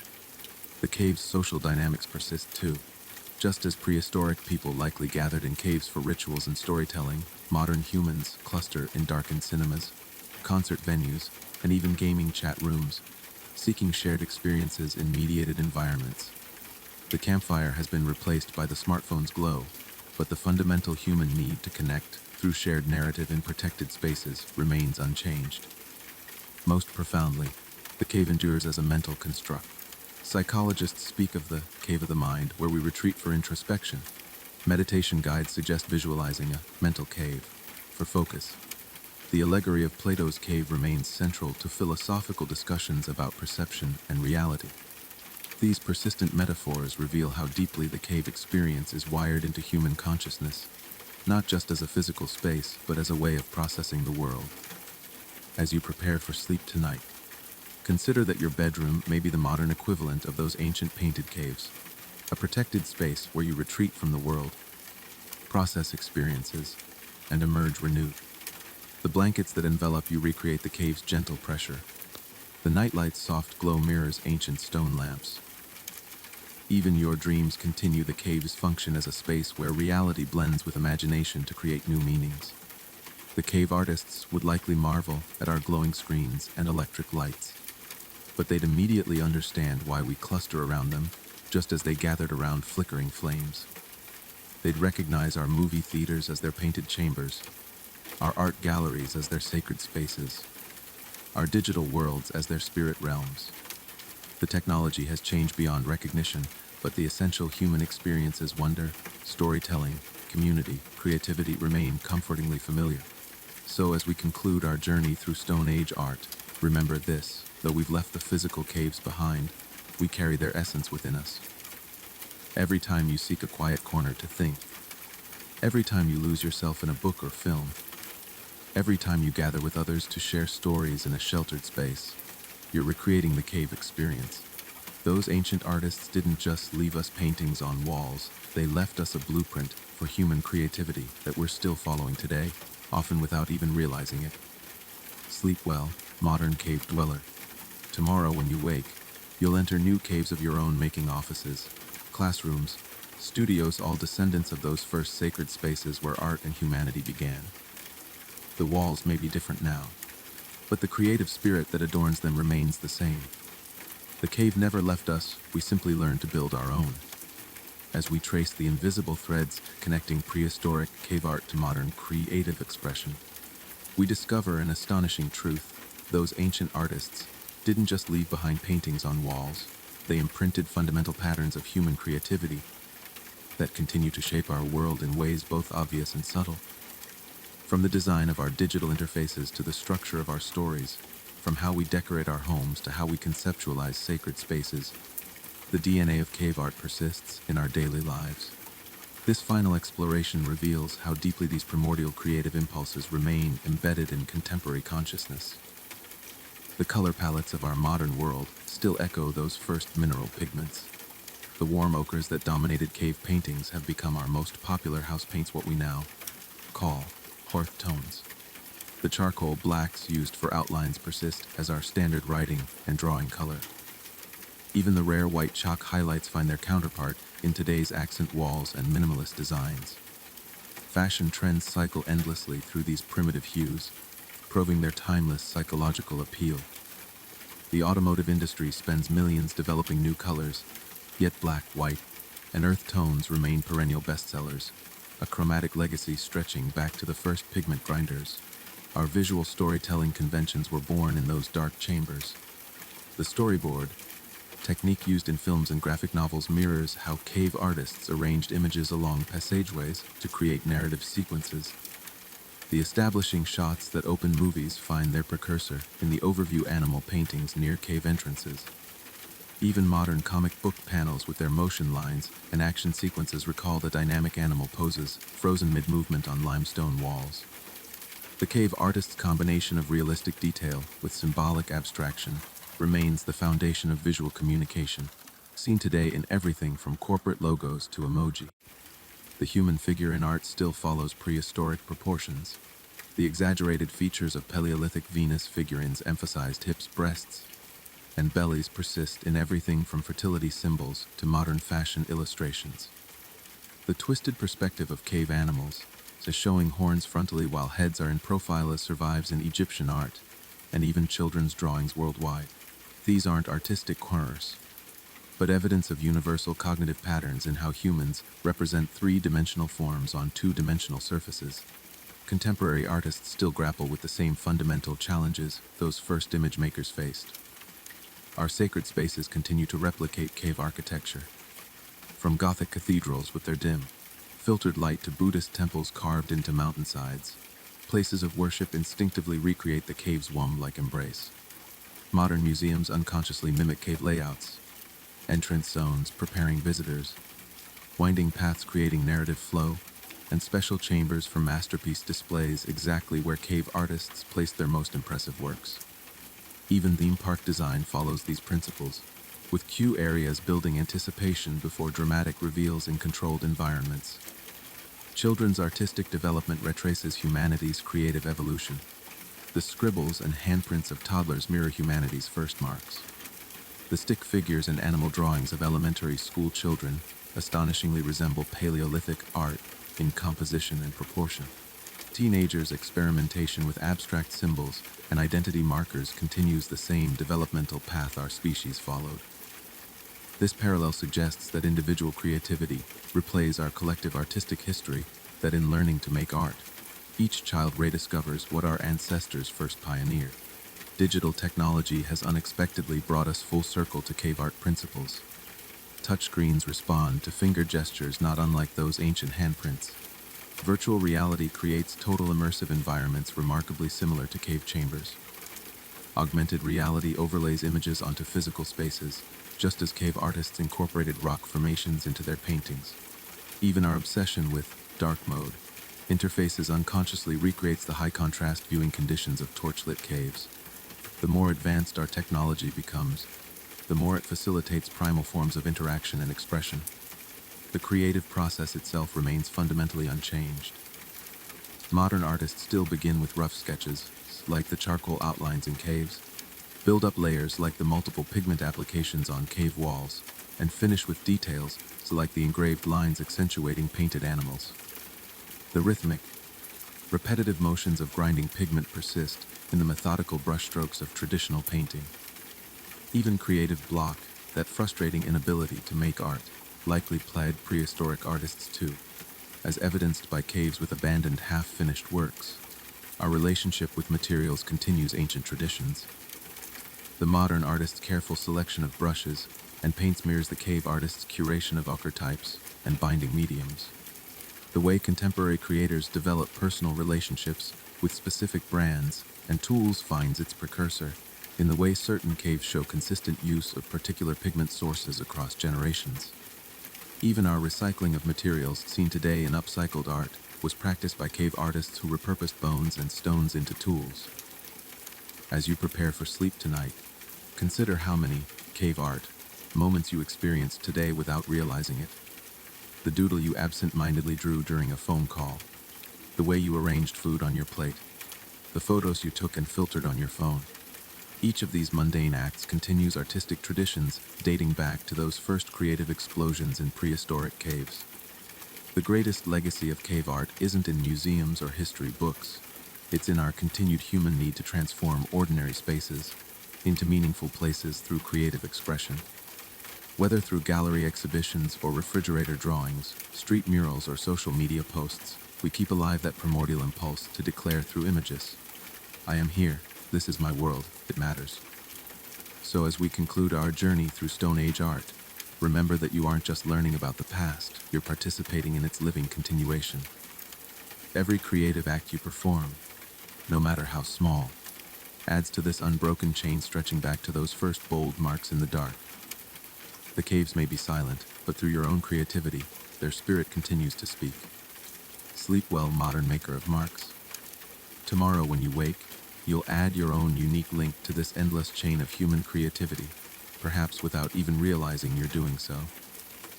And thus the legacy continues, as it has since the first pigments were mixed, the first images took shape, and the first handprints were pressed upon stone, declaring across the ages the most powerful message of all: we were here.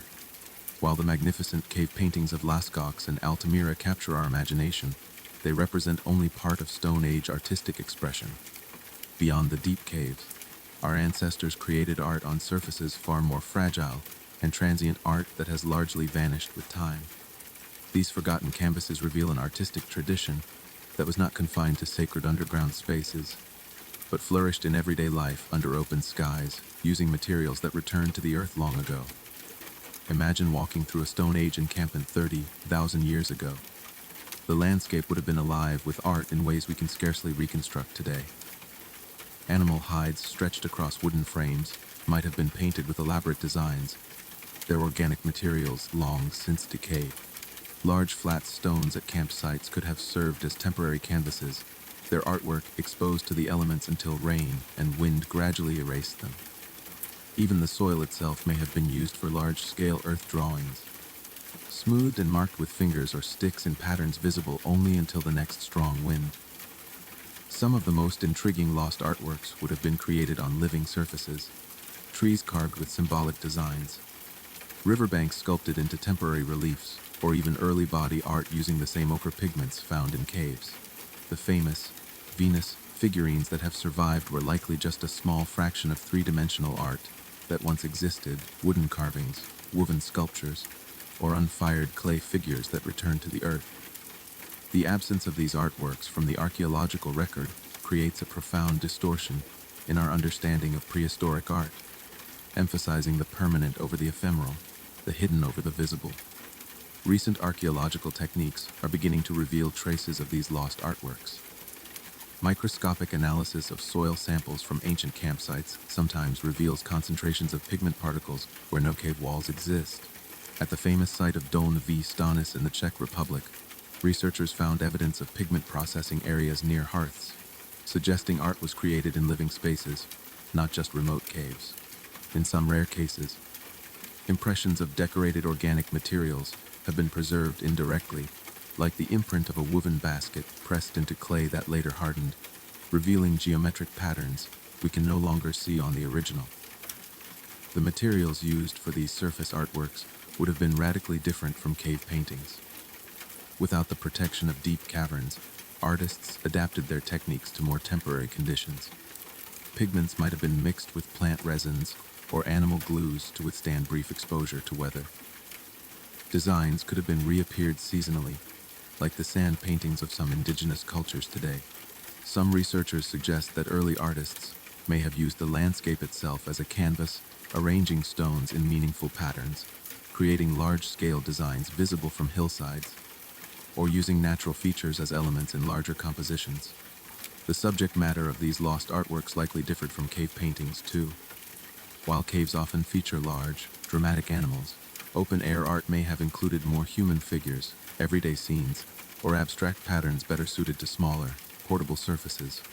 The famous scene in Lascaux's Shaft, showing what appears to be a bird-headed man falling before a bison, is rare in cave art but may have been common in other artistic contexts. Seasonal markers, clan symbols, or maps to resources might have dominated these more utilitarian artworks. The social context of this art would have been fundamentally different as well. Cave art, hidden away in dark recesses, may have been created by select individuals during special rituals. But art in campsites and open areas would have been communal, visible to all, possibly created by many hands.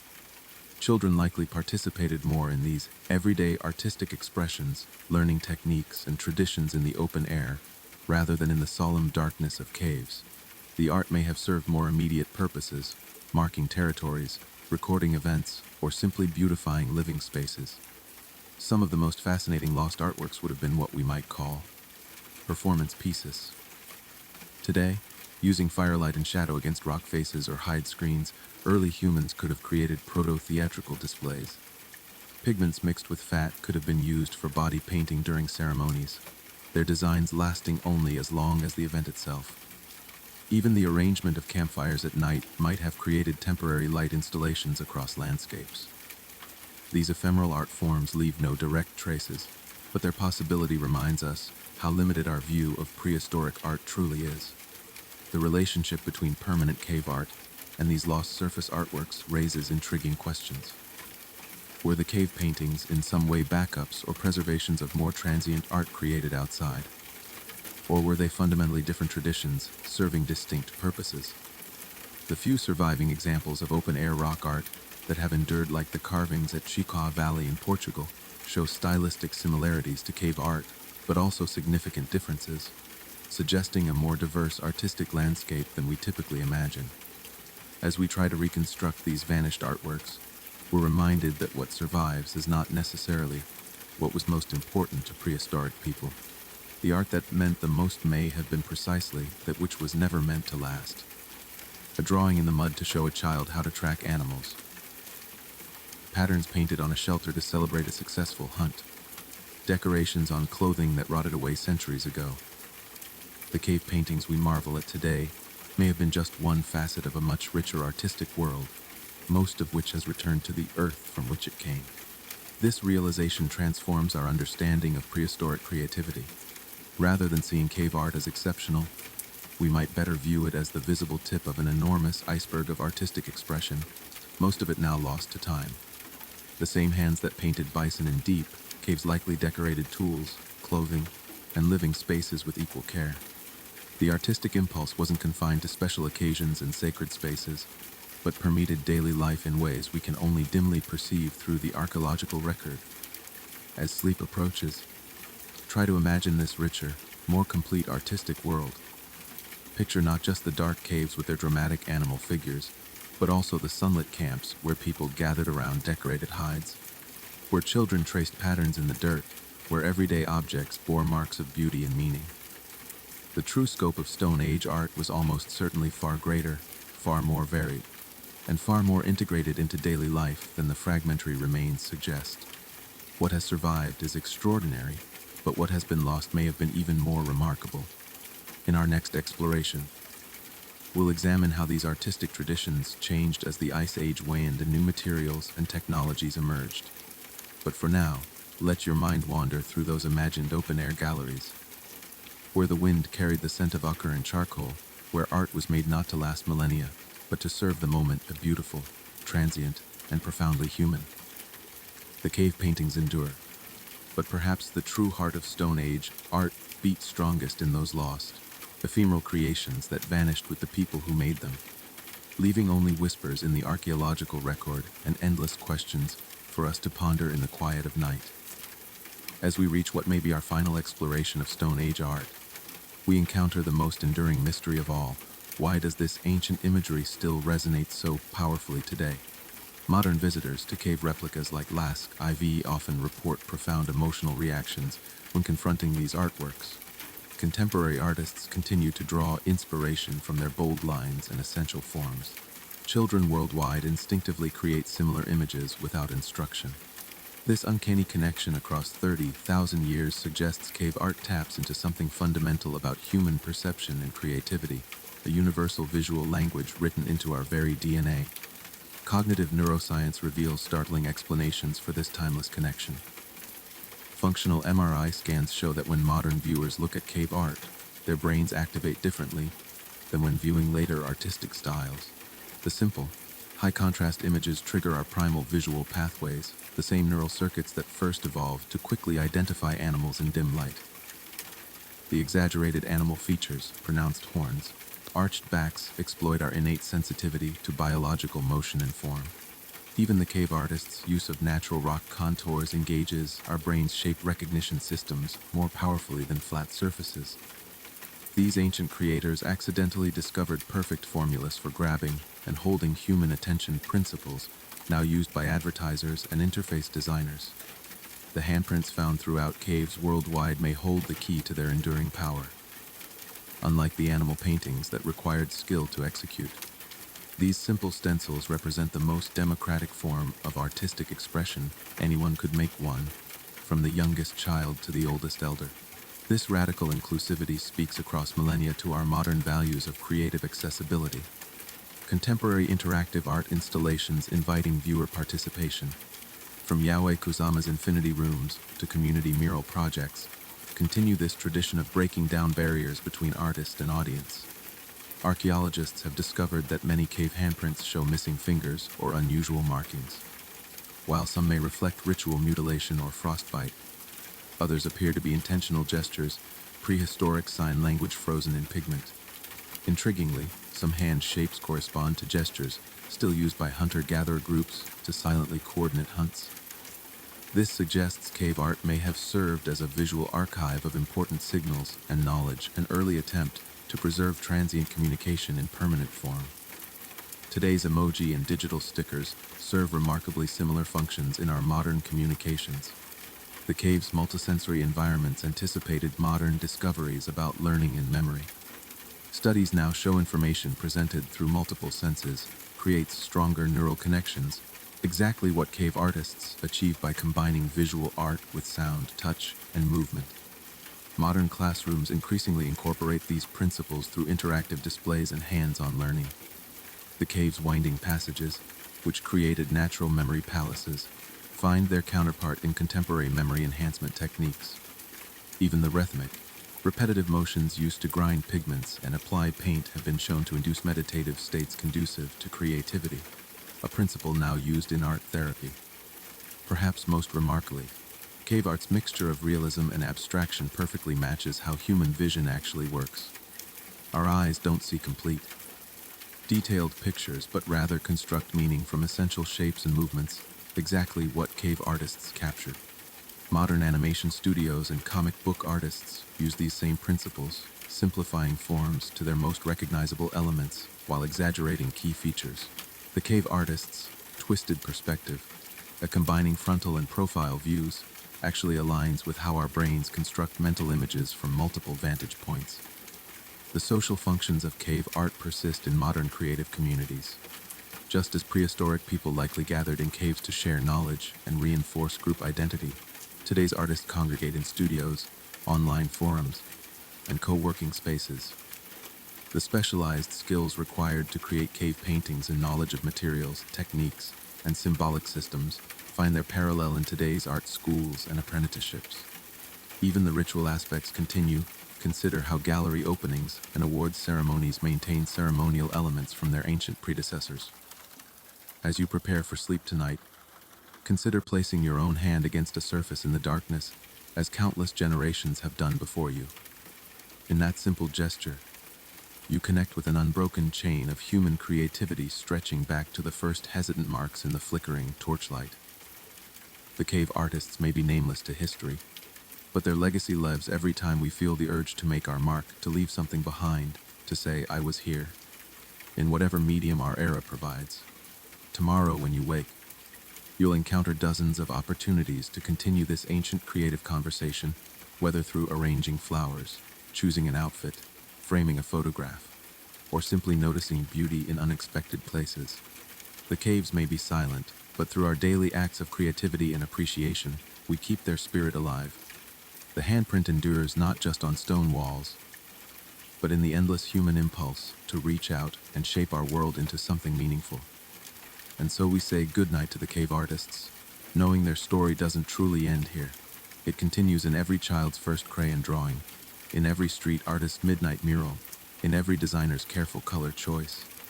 The materials and technologies change, but the essential human drive to create remains constant, our eternal handprint on the world.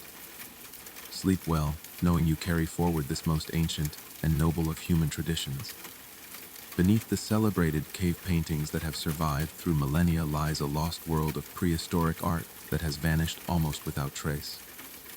While we marvel at the preserved masterpieces of Lascaux and Altamira, these represent merely a fraction of Stone Age artistic expression, the accidental survivors of a much richer creative tradition that flourished on perishable materials. The true scope of Paleolithic artistry may be forever beyond our grasp, but tantalizing clues suggest these ancient people produced works that would rival any modern gallery in diversity and sophistication. The missing majority of Stone Age art was likely created on organic materials that decayed long ago. Animal hides stretched over wooden frames could have served as portable canvases for painted designs. Early textiles, woven from plant fibers, might have been decorated with intricate patterns using vegetable dyes. Wooden sculptures, except in rare waterlogged environments, have almost entirely disappeared. Only the famous Shiger idol, a 500-year-old wooden statue preserved in a Russian peat bog, hints at what magnificent carvings have been lost. Even the human body itself was probably an important artistic medium, adorned with ochre pigments, plant-based paints, and temporary tattoos that left no archaeological trace. The scale of this vanished art becomes apparent when we examine the tools that survived. Elaborately carved bone and antler implements show technical skills that surely extended to woodworking. Microscopic analysis of stone tools reveals where patterns consistent with processing plant materials for artistic purposes. At sites like Dona v. Stonis in the Czech Republic, archaeologists found sophisticated ceramic figurines dating back 30,000 years, proof that firing clay was known millennia before pottery became widespread. These artifacts suggest a much broader artistic repertoire than the cave paintings alone would indicate. The missing artworks may have included forms we rarely associate with prehistoric peoples. Early musical instruments like flutes made from bird bones and mammoth ivory hint at elaborate performance arts combining sound, movement, and visual elements. The famous Lion Man figurine from Hohenstein Stadale, a 40,000-year-old ivory sculpture of a human with a lion's head, suggests complex mythological narratives were being expressed through mixed media. Some researchers believe cave paintings themselves may have been just one element of multimedia performances, incorporating music, dance, and storytelling in the flickering torchlight. Seasonal art played a particularly tragic role in the archaeological record. Many hunter-gatherer cultures create temporary artworks, keyed to specific times of year: ice sculptures in winter, sand drawings in summer, floral arrangements in spring. The archaeological record preserves only the tools that might have made such art, like antler tines used for ice carving, not the ephemeral creations themselves. Even body painting for rituals or camouflage would have been seasonal and temporary, leaving behind only the grinding stones used to prepare pigments as silent witnesses. The lost art of childhood may represent our greatest gap in understanding prehistoric creativity. Modern hunter-gatherer children produce copious art drawing in sand, modeling with clay, making dolls from natural materials. All these childhood creations would have vanished from Stone Age sites, leaving us with a distorted view that privileges adult works in durable materials. The few surviving examples, like small clay animal figurines found at Czech sites, hint at a rich tradition of children's art and artistic education we can scarcely reconstruct. Perhaps most frustrating is our inability to recover what might have been prehistoric art's most sophisticated form, storytelling through sequential images. While caves show some narrative elements, true pictorial narratives likely existed on portable media like decorated hides or carved wooden panels. The famous 11,000-year-old painted rock shelter at Duzi al-Atelik in Turkey, showing a volcanic eruption and town plan, proves such complex narrative art existed by the Neolithic. Its Paleolithic precursors are almost certainly lost to time. The colors of this vanished art world would have dazzled us. While cave paintings mostly use earth tones due to mineral pigment limitations, organic materials allowed for brighter hues. Shells containing residues of purple dyes from marine snails have been found at Stone Age sites. Certain mushrooms and lichens produce vivid yellows and greens when processed. Berries could create rich reds and blues. The famous Fred Lady of Paviland, actually a male skeleton, was buried 33,000 years ago surrounded by colorful grave goods that have since faded. Originally his burial must have been a riot of color now impossible to reconstruct accurately. The social context of these lost artworks presents another gap in our knowledge.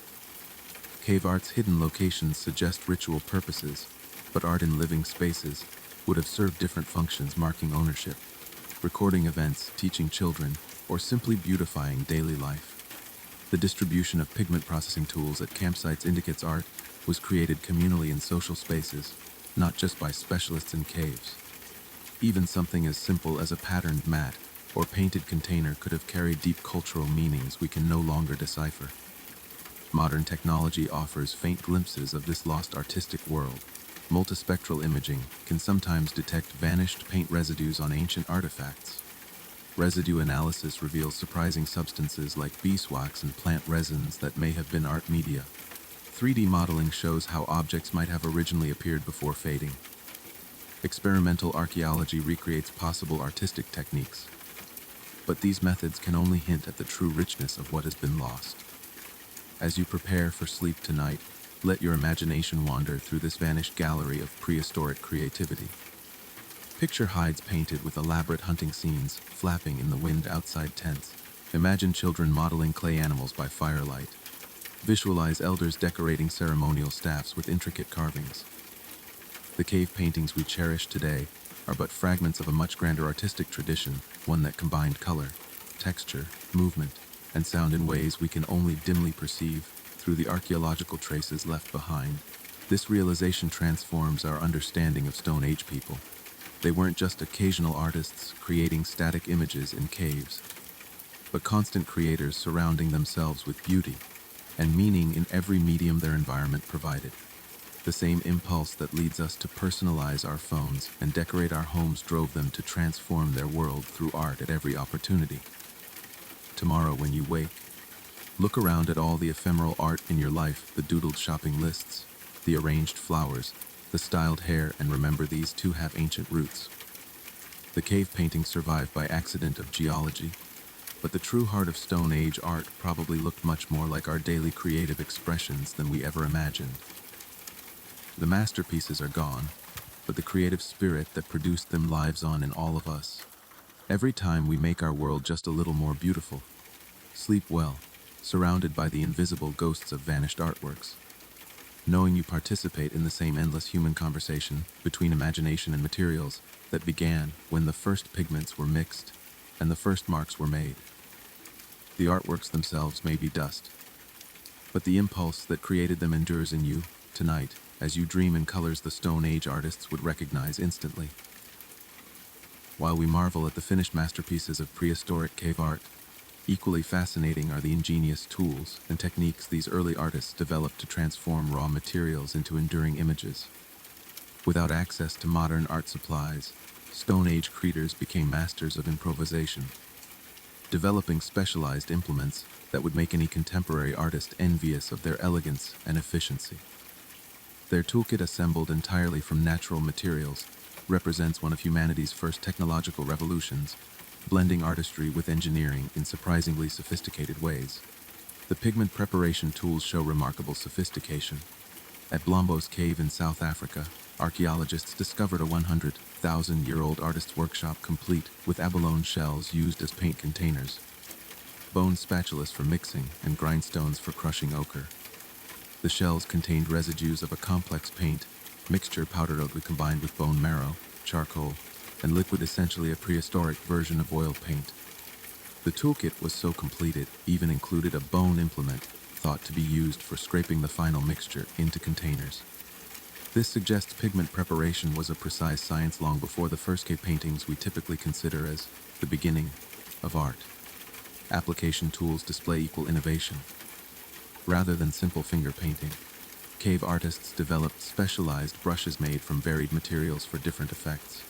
Chewed twigs created fine line brushes, the frayed ends producing delicate strokes visible in many horse manes and bison for details.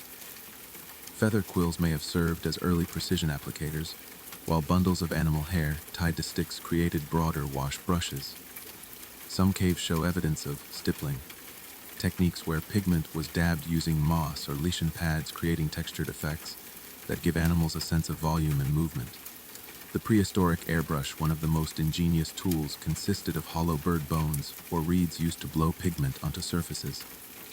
This technique created the famous hand stencils found throughout European caves, but also allowed for subtle shading effects. By varying distance and breath pressure, artists could produce anything from fine misting to dense sprays. Some caves show evidence of multiple layered blow applications, suggesting sophisticated understanding of how to build up tones, gradually a technique modern airbrush artists would recognize immediately. Engraving tools reveal specialized knowledge of materials. Flint barons, sharp stone chisels, were crafted in different sizes and edge angles for varied line work, from hair-thin scratches to deep grooves. Antler tines served as durable etching tools for softer stone surfaces. Remarkably, some caves show evidence of tools being modified mid-work, edges resharpened, or angles adjusted, indicating artists customized their implements for specific challenges as they arose. Microscopic analysis of engraving tools shows wear patterns matching specific caves' artwork, suggesting certain implements were kept for particular sites or projects. The lighting implements represent engineering marvels. Stone lamps carved from sandstone or limestone were designed with shallow reservoirs to hold animal fat, and wicks made of moss or lichen. Some show soot patterns indicating they were used for extended periods. At Lascaux, researchers found evidence of lamp placement strategies, some positioned to illuminate ceilings, others placed at knee height to cast shadows that accentuated wall contours. Torch remnants show selection of specific resinous woods that burned slowly with minimal smoke, early examples of material science applied to artistic needs. Measurement and planning tools, though less obvious, were equally crucial. Pieces of cordage found at some sites may have been used to measure proportions or mark out compositions. Charcoal fragments with straight edges suggest the use of guidelines for large compositions. Some caves contain faint geometric shapes as circles, grids scratched into walls beneath paintings, possibly used as layout guides. The famous dots found in many caves may have served as early units of measurement. Researchers note their consistent spacing in certain compositions. Storage and transport solutions reveal organized artistic practice. Animal bladders and intestines, carefully cleaned and tied, made excellent portable pigment containers. Woven baskets carried tools and materials to cave sites. Impressions of such baskets have been found in clay floors. Some caves contain natural hollows. They're deliberately enhanced to create pigment storage niches, early versions of the artist's shelf. At Icain Cave in Spain, researchers found a seashell containing mixed pigments that had been placed carefully in a crevice, perhaps an artist's stash, meant for future touch-ups. The maintenance tools complete the picture. Scrapers for preparing stone surfaces by removing loose particles and algae. Bone spatulas for blending and refreshing old pigments. Fibrous pads for polishing finished engravings. Even what appear to be early erasers. Pieces of soft leather used to wipe away charcoal sketches before final painting. These tools show cave art wasn't created in single sessions, but maintained and refreshed over generations, a living tradition requiring its own preservation technologies. Perhaps most remarkably, these tools show regional specialization and what might be called prehistoric art schools. Toolkits from different areas show distinct styles. French favors certain brush types, while Spanish sites prefer different engraving tools. Some techniques, like the blowpipe method for hand stencils, appear to have spread across Europe, while others remained local. The consistency of tools within regions suggests formal training systems where knowledge was passed down through generations, the world's first artistic traditions. As you prepare for sleep tonight, imagine the careful hand selecting just the right feather for a detail brush, or patiently grinding ochre to the perfect consistency. Picture the lamp being carefully positioned to illuminate a ceiling fresco, or the engraver testing different barren angles on a practiced stone. These artists weren't primitive doodlers, they were skilled technicians who mastered their materials through generations of accumulated knowledge. Every stroke we admire today was made possible by this sophisticated tool tradition, one that laid the foundation for all artistic technologies that followed. Tomorrow, when you pick up a pen or tap a screen, remember you're using the direct descendants of those first artistic tools. The materials have changed, but the essential challenges remain: how to best transfer imagination to surface, how to make marks that endure, how to express what words cannot. The cave artist's toolkit lives on in every pencil, every brush, every stylus we use today. Their innovations so fundamental we've forgotten they were ever inventions at all. Sleep well, surrounded by the invisible presence of those ancient tools, knowing that every creative act you perform continues their legacy. The lamp may have become a desk light, the hollow bone a digital tablet, but the human hands that wield them still seek the same goal: to leave behind something meaningful, something beautiful, something that says, "We were here."